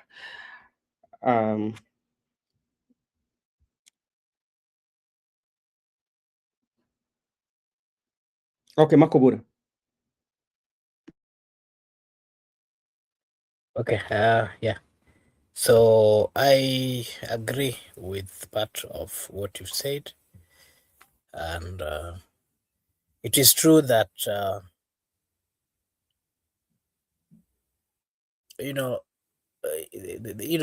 the difference, or the reason why this by-election has been looked with lots of people who are following up on it, is because we are headed to another general election in 1 year. Actually, it's almost exactly 1 year.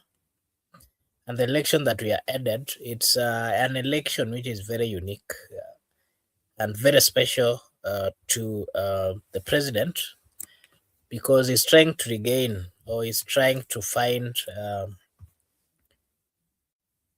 his second opportunity or two term after completing the first term. So he has to do a lot. He has to come out with all the everything that he has to ensure that he gets the second term. On the other side, we have the opposition who are also saying that he is not supposed to get the second term. It should be a one term that someone else should pick up. So we are seeing a serious muscle. We are seeing a serious fight.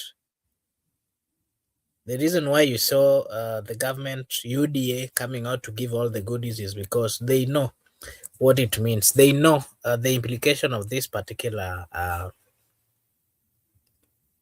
election, by election, and that is why it was a tough one. It was one that, of course, involved so many things. It involved issues of bribery. It involved fights. It involved goons and so forth and so forth. So as much as we are seeing all these differences, we are seeing all this power, we are seeing all these fights, I think the citizens of the Republic of Kenya needs to be keen enough to evaluate, to analyze, and to make the right decision. In the sense that we are in a country where there's so much, there are many problems, there are many challenges. Part of the challenges can be solved by the government, by good leadership. So let us do a good analysis and elect leaders based on what they offer, what they can bring forth, what they can do about our challenges, what they can do about the problems that we are going through as a nation or as a people. That would be my my take on this particular. I mean, my last take on this particular by-election of Kalou. I think you're muted. I think Makobura, as I look at what has happened in Kalau, and it reminds me of some of the leaders, especially who are allied to broad-based government, that have been castigating this community, and especially this one go to John Badi. The CS has been talking about the community of Mount Kenya, and he has aspiration of becoming president in 2032. And I think this is also should be a clear picture to him. And as he is nursing some hopes about him becoming president 2032, never at any point try to have like political insults, especially to this community, because their vote counts. At the end of the day, what we've realized that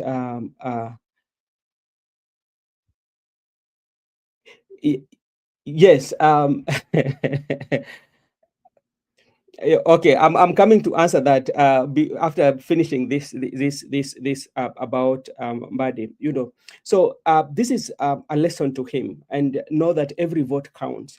So while having ambition, or if you're harboring ambition of becoming Kenyan president, you also have to have this vision whereby you try to bring all the tribes, be friendly to all the tribes, and that one will give you a upper hand, especially during the voting. And that is my take. And yes, I've said that because because like what the reason why I was yes, he has been spending he has been spending, but not as much. If you compare what has happened, especially during the by-election, and what has always been given in those areas when they're doing election. We've not seen gas and all that taking place. And if you really look at revenue allocation on even what he does when he had his Mount Kenya tour. So because it's all about votes, because they've raised the stake high. They've raised the stake high that for me to vote for you, you have to do development in my area. So what he needs to do now, instead of spending all the money, especially in Mount Kenya, he should now concentrate on the regions that are friendly to him, especially not in terms of Kenyan resources, in terms of money that is used for campaign. In terms of looking for votes, Yes. because okay, I think what I can say is that generally in terms of votes, what we are seeing, we are seeing a divided Mount Kenya. Like if you saw the comments of CS Ruku, CS Ruku was saying that the Mount Kenya East, is it the Mount Kenya East? Yeah. they don't care what the Mount Kenya West are doing. Mm-hmm. And he's saying them as the Mount Kenya East, they have decided that they will follow and they will vote for William Samoei Ruto as the president. Mm. In short, CS Ruku is saying that the president should not expect much on the Mount Kenya West in terms of votes. Yes, that was he meant. And that is the other thing. You saw what the cabinet secretary of the secretary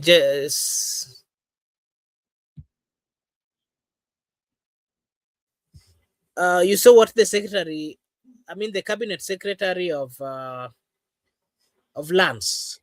Yeah, Alice Wahome. Yes, I don't know whether you saw. Unmute. I'm saying that if you saw what Alice Wahome did in reverting or giving his comments on this particular statement that was made by Ruku, I think it is clear that as much as Ruku is trying to say that the Mount Kenya West are not partly going to support the president, Wahome, as the cabinet secretary coming from the Mount Kenya West, is saying that it is not true that the president will not get the support of the Mount Kenya West. Is simply trying to remind Honorable Ruku, who is the cabinet secretary coming from the eastern side, that no, do not lie to the president, who is their leader. Let the leader of UDA, who is the current president, still give more. Still do more in terms of looking for votes in the Mount Kenya West. If you go to the other regions, as much as President William Samoei Ruto is looking for his second term, I think it is so far clear that there's some region, for example, the Mount Kenya West, even if he spends a lot of time looking for votes, convincing the people, there's a probability that majority of people will not give him the votes. Him as the president, him as a politician, you know what politicians really care more about is votes. They don't care about even the needs of the people. If he's strategic enough and probably he's looking for votes, then he needs to give focus looking for votes in other region. And I think this I need to make a clarification here. While looking for the votes, I'm not simply saying that he needs not to do development in other parts.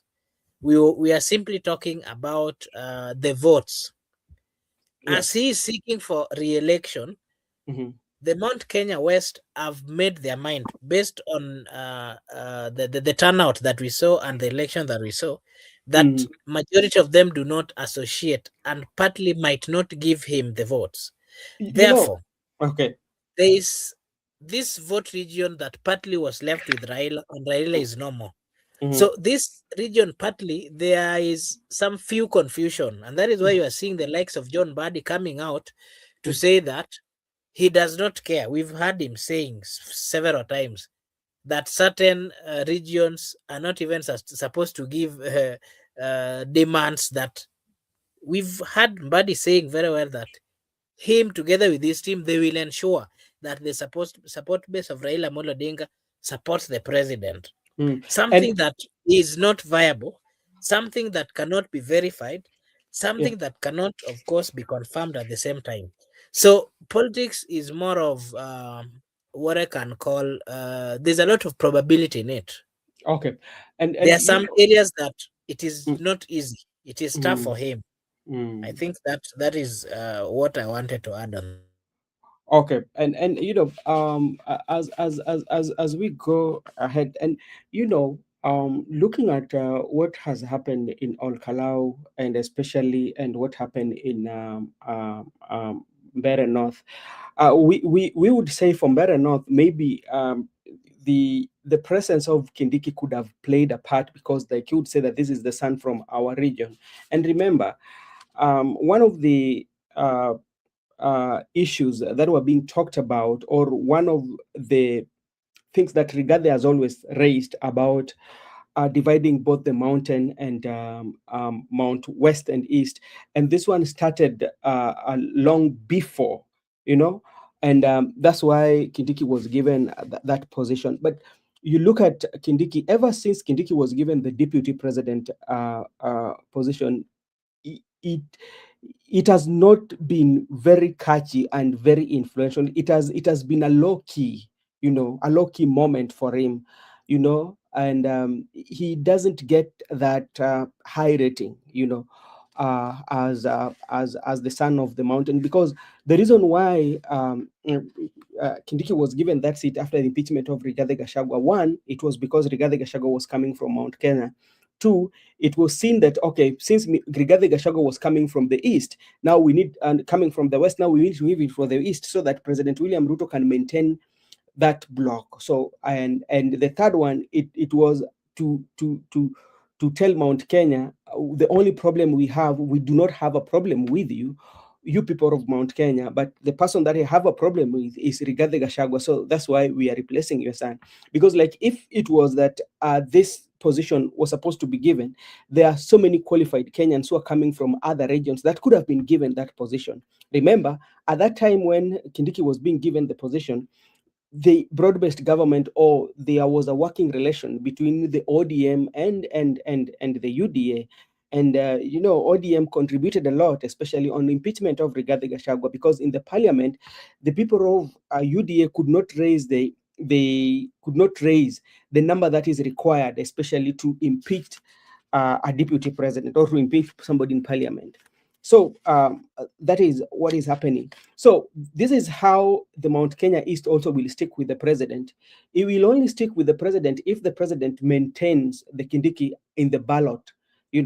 But when the president will be maintaining, president also will have to a mathematical balancing off. How is he going to balance off? Because all these positions that you see, especially in these coalitions, they're not given on merit.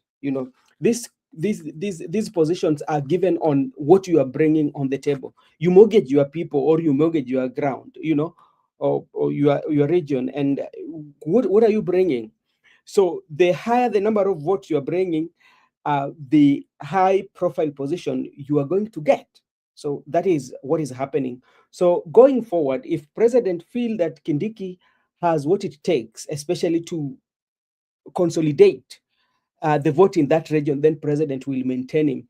But if president feels that is not playing a major role in his re-election, then there could be a renegotiation or negotiation whereby president would bring somebody whom he feels, or the coalition will feel can bring the votes, especially into the coalition. I agree with you, and allow me to just give my comments on this. My views on this. Ruto can buy votes, but the word is out that many Nyanzans will not be forced to vote Ruto. Right now, they're appreciating projects for the region's development. I happen to be coming from Nyanza, and just from my own observation, I'm not speaking on behalf of anybody. If the president is really banking on the people of Nyanza, if he is really banking on the votes of the people of Nyanza, probably expecting that, well, he might not get in Mount Kenya. And so if somebody lies to him that if you fail to get in the mountain, then you're going to get in Nyanza, I think that would be a serious lie. Because whatever is on that ground, people of the Republic of Kenya are suffering across the Republic. Well, even if it is issues to do with developments, I don't think developments partly. I think if it is a matter of affordable housing, it is being done almost everywhere. If it is an issue of roads, I think partly it is also being done almost everywhere. Maybe a little bit more is being done. But I don't think, okay, there are few people who would give him the votes based on probably there was a road passing by their home and it was made tarmacked. Probably in that, the people who have benefited directly might give him. But I can tell you, majority of people who have not benefited directly, with this mentality that, for example, I saw some leaders coming out to say that our son is a cabinet secretary, and so we are not supposed to walk out. I mean, we are not supposed to challenge this government. It is not going to happen. What we are going to see is people coming out to vote based on their needs, personal needs. They're not going to do it based on the need of a certain politician who is coming from their region or who is related to them. That is not going to happen. Okay, Makubura, you know the reason why I agree with you, even if the majority of people, especially who are going, majority of the people might vote for President William Ruto, but remember, when we are looking at the voting patterns, especially in the Luo nation, they have always been a driving factor. What has always been a motivating factor that is taking them to the ballot, and that has been the presence of Raila Amolo Odinga. And now the Raila Amolo Odinga is no longer with us.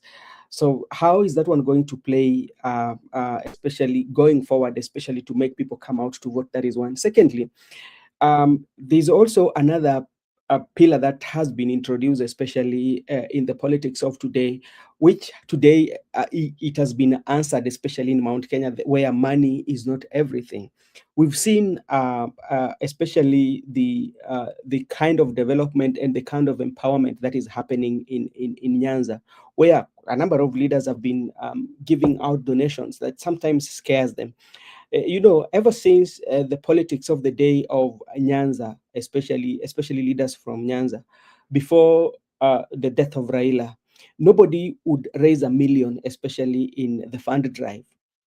Their rate were between 2,000, maybe 200 or 100, because I saw when Mama Ida was building the library in, is it Ogandi or which school? We saw there was a WhatsApp contribution, WhatsApp communication that was shared in the public, and we saw how members of the party contributed between 100 and all that.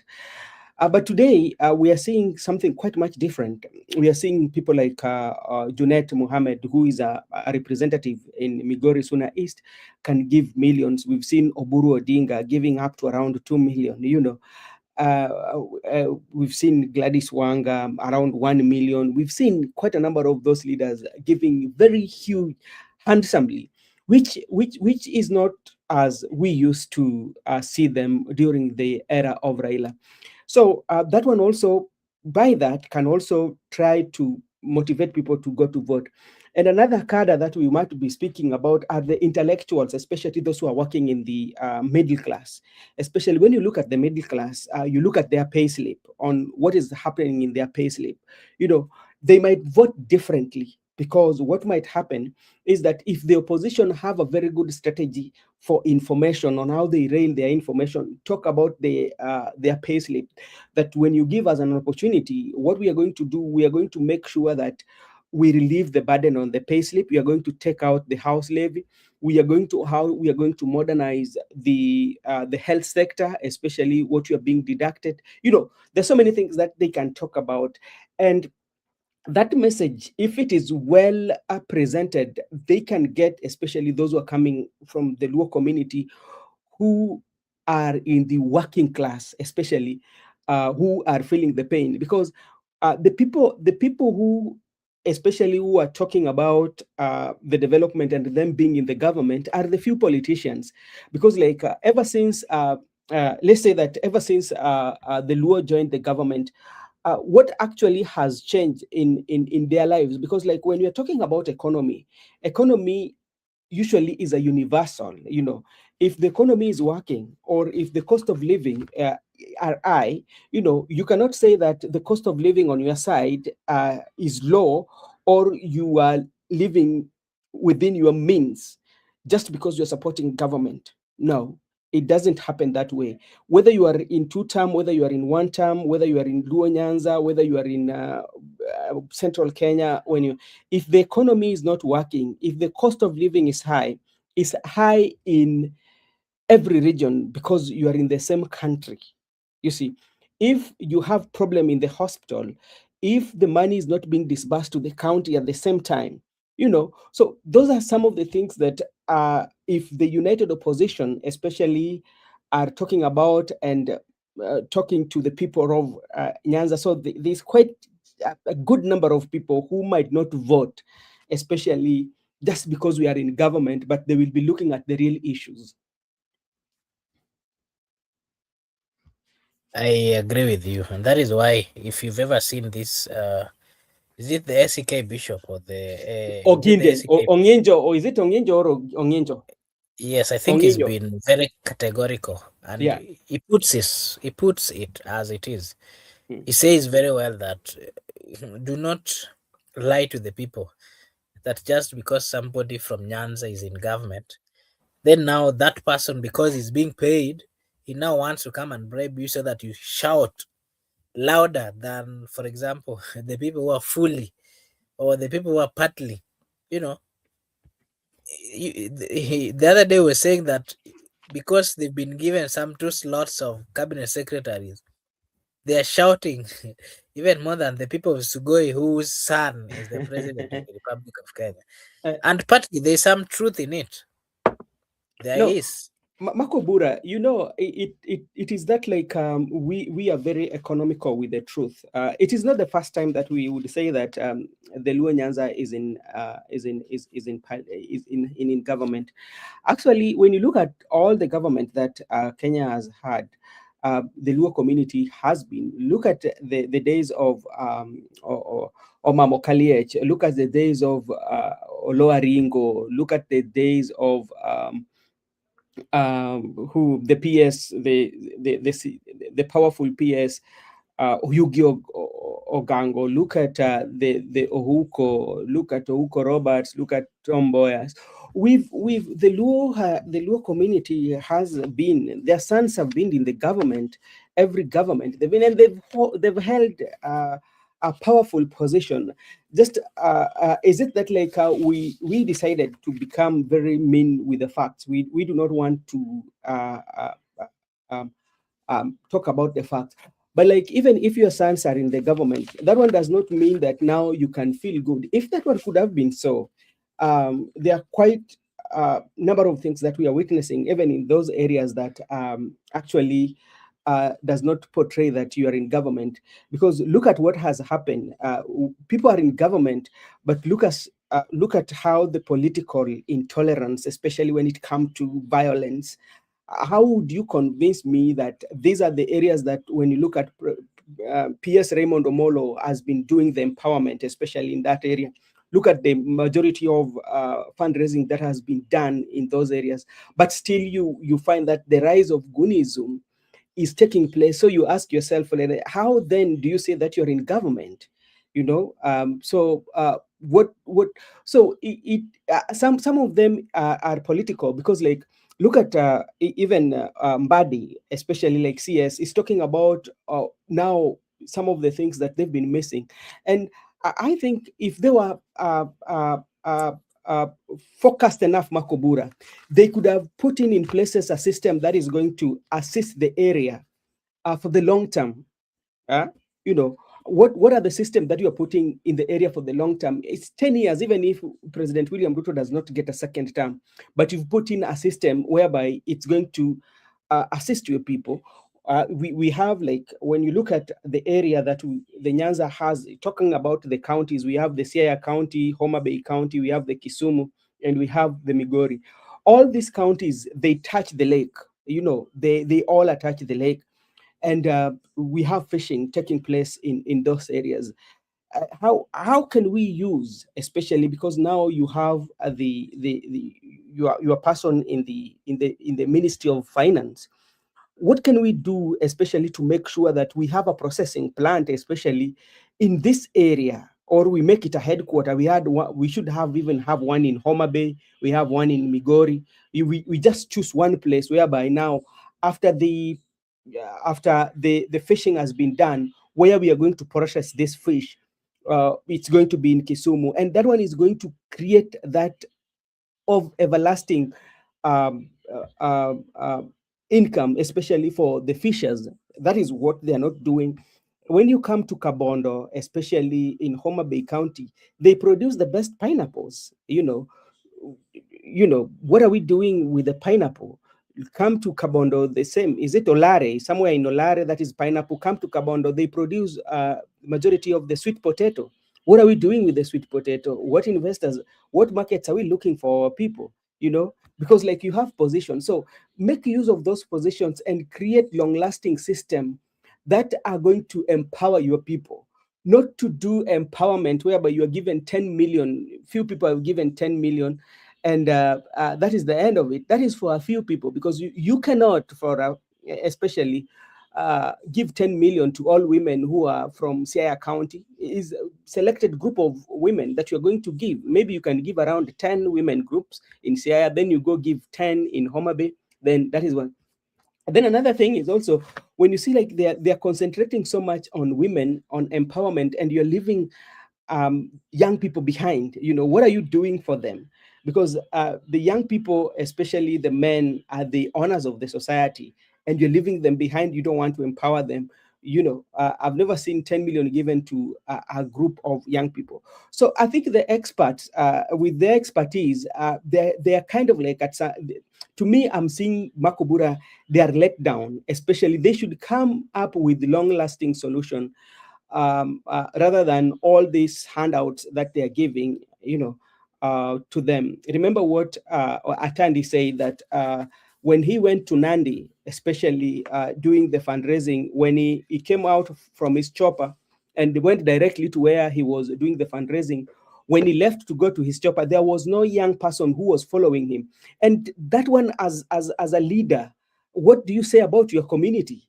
You're giving a clear picture of what your community is as compared to Nandi people, because you find that Nandi people, maybe they're not encouraging handouts. When they go for fundraising, they just leave because they've sorted out the young people. But what about you? You want young people to hang on your car. That's what you're telling. You are telling the people, and you're exposing your men, your countrymen, or your tribesmen, that if you come and hang around me, I'm a government property. If they shoot you, and these are your people. What do you want to do for them?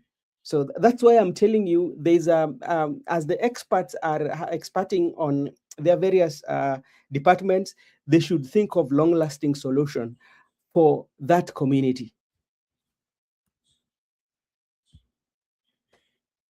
Very well. I think there are so many lessons that we've learned in this particular by-election, and it should be a wake-up call to Kenyans wherever they are, because what is turning out is Kenyans are looking into the issues affecting them. They're not simply voting because so and so is popular, or because so and so has given them or bribed them. Mm, Again, the same people, for example, the people of Nyanza, they are supposed to vote not because their sons, as some of them are saying, are in government. Let them vote for leaders whom they think, as per what they are saying, can deliver them from the cages of poverty, those yes. that we are seeing currently in those particular areas. Those Okay. leaders who are tackling the issues affecting the people, let them be given priority. Let them not give priority to leaders who are speaking much, Mm, saying nothing that is productive to the people. I yeah. think let them focus on people who will deliver.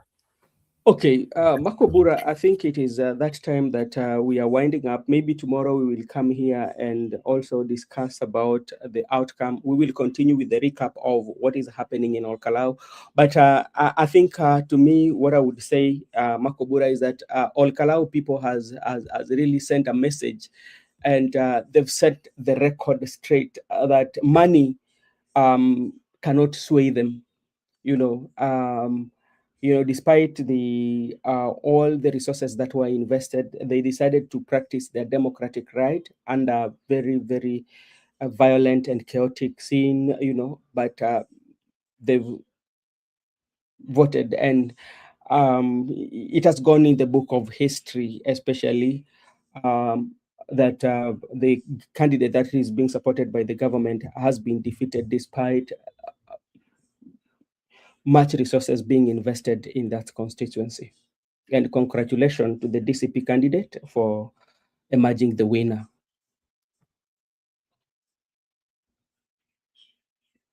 Allow me to also take this opportunity to, of course,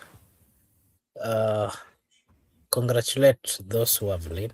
I mean, those who have won, and simply to remind them that it is not all about winning. What now matters is, are you going to deliver? Are you going to make it happen for the people who have supported you? That should be the bigger view. And allow me to just say hi to Eric Ayaga at the comment section. He's saying my warning is he's saying that my warning is well taken care of in Kalou. They still need to be more vigilant tonight. Eric Ayaga was here yesterday and he said that Kalou is gone. Kalou is gone. So how I wish you would come and possibly give us his take. I need, this is what I'm planning. Eric Ayaga, look for time. I need to host you one-on-one kwa sababu wewe wacha tu ninyamaze. I need to host you one-on-one. Kuna maswali inafaa ujibu. Naona Sifuna amechukuliwa ametolewa minority. Now we are looking at it happened to Kindiki, then Kindiki became no, Kindiki was not the minority, he was the majority. We had Murkomen. Murkomen was the whip then, during the time when we had Susan Kihika.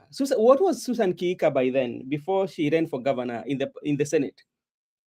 Was she the majority or she was the whip? Because I know Kindiki was the was it the majority? Majority was Murkomen. No, there's a time Kindiki was during the first Jubilee time. Kindiki was the majority. Mm-hmm. Who was no? Murkomen? They did a reshuffle. I remember during when was it? This is during Uhuru time. The first round, Kindiki was the majority leader. In the first, that was in 2013, 2017. Yeah. Then Murkomen then took over. That was in 2017 to 2022, and along the way was removed. No, let me tell you, there are two people. There was Adan Duale was in the parliament. He was a casualty. He was a purge. We had Moses Wasika Wetangula was a purge. We had who? We had Susan Kehika. We had Murkomen. And I think Orengo also was given a position like the minority. I cannot remember, but I remember Kihika, Murkomen,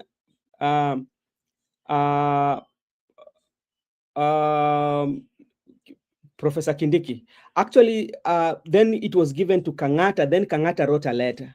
And one of the position went to this MP is called who? This senator. He was elected by Kalou. Nani? He was actually acting. He was acting as a speaker at some point. I'm forgetting his name, but his face quickly come to me. What is his name? Pokiso. Yes. Yes. Was it Pokiso? Pokiso.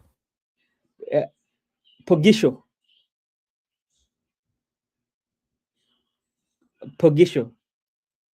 Yes. And that was the purge. I think at some point Malala also was somebody, and I can remember when Moses Wetangula during the time was removed as the minority whip. Was it a whip or majority leader? I don't know. There's so many things that are happening in parliament that's so much confusing. But Sifuna is, and I don't think this one has come as a surprise to Mr. Sifuna. I think what they want to do is just to clip the wings of Sifuna so that he doesn't get too much airtime.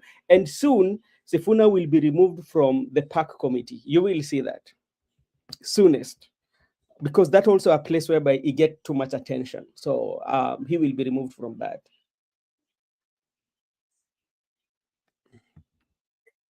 Yeah, okay. Yeah. So let us still wait and see. We are seeing a lot. You saw what happened.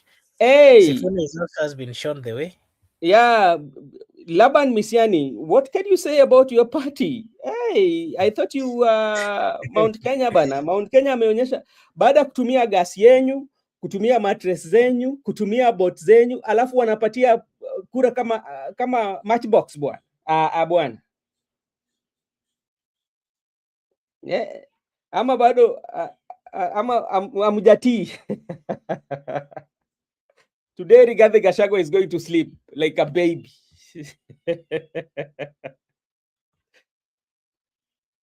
Now it is about Sifuna. Now it's about Sifuna. Remember when we were told when Rigathi Gachagua was impeached to give him 2 weeks. 2 weeks. Unaona hiyo 2 weeks bado tunangoja hiyo 2 weeks. Maajabu.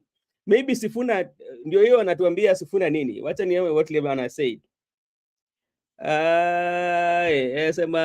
Sifuna should wait the goose since they are ready for the roast. Okay, that is what you people said about Rigathi Gachagua, na leo amewalima. Sifuna pia atawalima.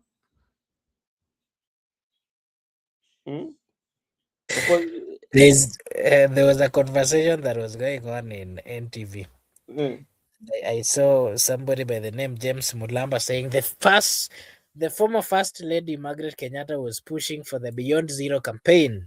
The current First Lady prefers praying to solve our problems.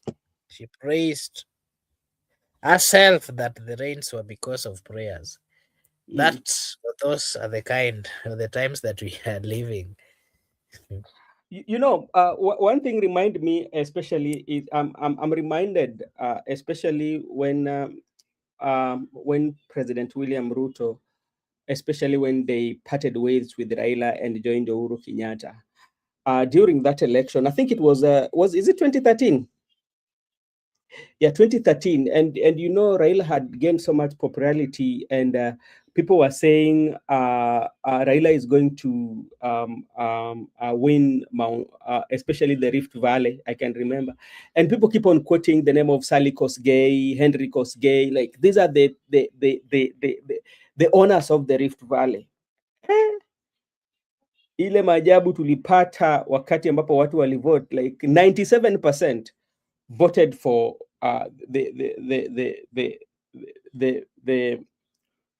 the Jubilee. By then it was URP and TNA, Ururuto, and it boils down to, I tell you that politics is a tribal. Sometimes analysts might say that, okay, you have done this or done that, but like when it comes to voting, ile majabu tuliona. Hey, Laban Misiani, Makobura, ebu talk to Laban Misiani.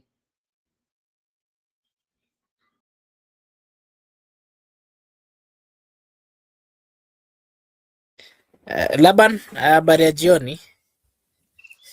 Kindly come and give us your view about the by-elections in Mbeere and the one in Kalou. Na tuambie mbona mnashindwa? You guys have everything. You have the power, you have the deep state, you have the vehicles, you have the money.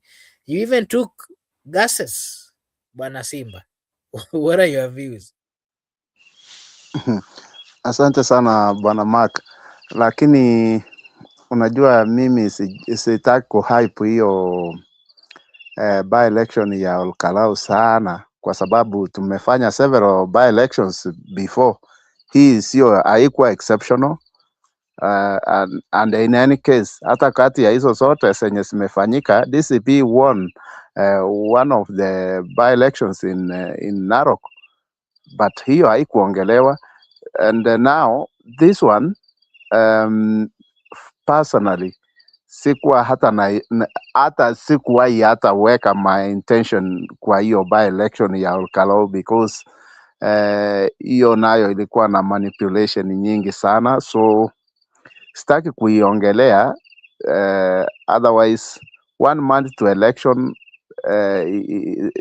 to the general election, iko na mambo mengi na and the stronghold ya DCP ni Mount Kenya, so what else did you expect?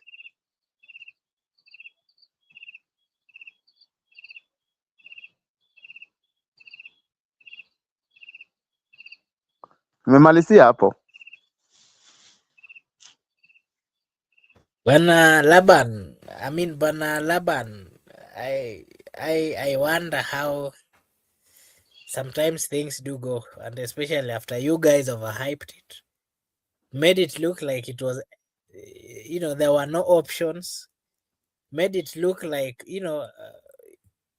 I think you guys are supposed to partly accept the fact that you made it look like it was the only election that Kenyans were watching. So if there is a defeat, I think Mnafaa, you should own the defeat with a lot of. Number one, Mark. Number one, Mark. Mimi, I belong to ODM, the Orange Democratic Movement, where I'm a life member. The contest was between UDA and the DCP, and I have nothing to talk about them. In the first case, ODM did not fix a candidate, so why should I talk about it? Okay. Yeah. So very well. We will understand that.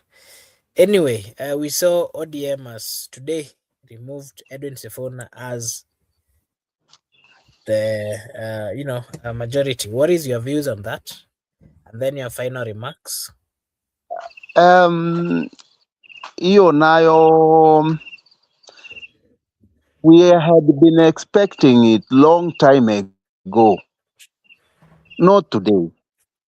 Long time ago. The issue of Sifuna is not coming now. It came long time ago, immediately after Baba died. So even today, it's just a delay. Hata mimi nashindwa, what's happening? Why should he not even resign from ODM and seek another mandate from the people of Nairobi, instead of wasting our time so much? Because he has already cleared the path which he wants to take. Hii nayo hata si swali bwana Mark. We niulize kitu ingine tofauti.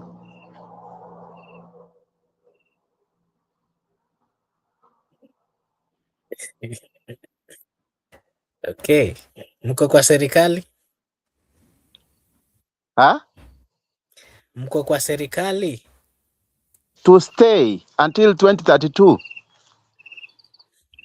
What are the benefits that kukua kwenyu kwa serikali shawapatia nyinyi kama Development supporters of? development for our people.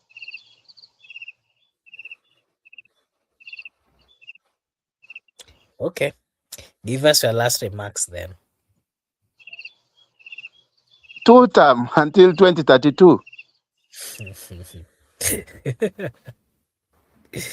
Tutakuombea. Thank you so much, Bwana Simba Netaya, for finding time to join us and for giving us your views. At this rate, the only thing you can do is to pray for you so that you get to remember where you've come from and where we've come from as a country, and possibly have serious reasons to support this government. That would be my last But remarks. Allow me to but acknowledge. Mark, before you make it even last, that seat of Kalou, unaona kama ni Rigathi Gachagua atakuwa president in 2027?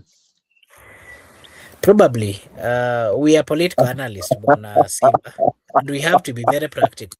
I haven't said, sijasema ya kwamba the Rigathi will be the president. But as a political analyst, let's be honest. You know what by-elections that are heading towards the general elections. You know what it means, and you know the impact that it always have. You know, how do I put it? I'm trying to find a good word that would. But as you are looking for that good word, how many by-elections do we tumekuwa nazo kutoka hapa nyuma until We've today? had quite a number. Even today, we had 2 Now, by-elections. There's one in Bere, there's one in. it's okay. Out of those, one of them can lead to a direction. Let us look at. No, ni swali tu hata mimi nimekuuliza. One of it can show a direction. It depends. Why? Did you see the comments? Did you see the viral video that is going around where CS Ruku was speaking today. I'm not a fan of those viral videos. So I'm isipokuwa just asking you. If you no, did even see I, it, I didn't tell you what he was saying. Did you see it? Mark, mimi nataka Let me tell you. nikueleze. Let me tell you something, Bwana Msimamo. Let us approach politics with no emotions. Mimi hata kwanza, I'm very sober. I'm very sober as I'm speaking, na sina any emotion isipokuwa having that hiyo election imefanyika kwa kona fulani ya Kenya ambayo obvious matokeo yake ilikuwa inajulikana. That's why hata hiyo mambo ya mitungi ya gas and whatever mnaiongelea sahizi, in a cosmopolitan area that one cannot happen. Kenya is not one corner. Kindly find time kesho Bwana Simba, we can have a full conversation. Kindly kuja kesho. I'll give you a chance and we'll have a deep conversation on this matter. Kindly, will you be available? Kindly confirm. I always confirm. Hawa watu wa power hawa ni sawa tu. Allow me to acknowledge and say a big thank you to Simba for finding time to join us. Allow me to say a big thank you to Goody at the comment section. Eric Ayaga, thank you so much. Judith, thank you so much. I also saw Kisiangas, thank you so much. I saw Msimamo was also here with us. Thank you so much, Msimamo, for also coming to give us your take. There was Douglas Kibogong. Thank you so much, Douglas, for finding time to be with us and to give us your take. And everyone else, Lynn Nyarjadolo, and everyone. I want to take this opportunity to say a big thank you. And of course, remind you that over here we do say that your opinion counts. We do have this kind of conversations on a daily basis. If you are watching, we request that you kindly like and subscribe, because if you do so, it is a way of supporting us. And as usual, tutasema, we will always say thank you. Thank you so much, Goodyear. Thank you, Laban, Judith, Kisiangas, and everyone. We appreciate your presence. We say a big, big thank you. We hope to see you again tomorrow. Allow me to take this opportunity now to wish you all a blessed morning, a blessed afternoon, a blessed evening, a blessed night from wherever you're watching. Thank you so much, and may God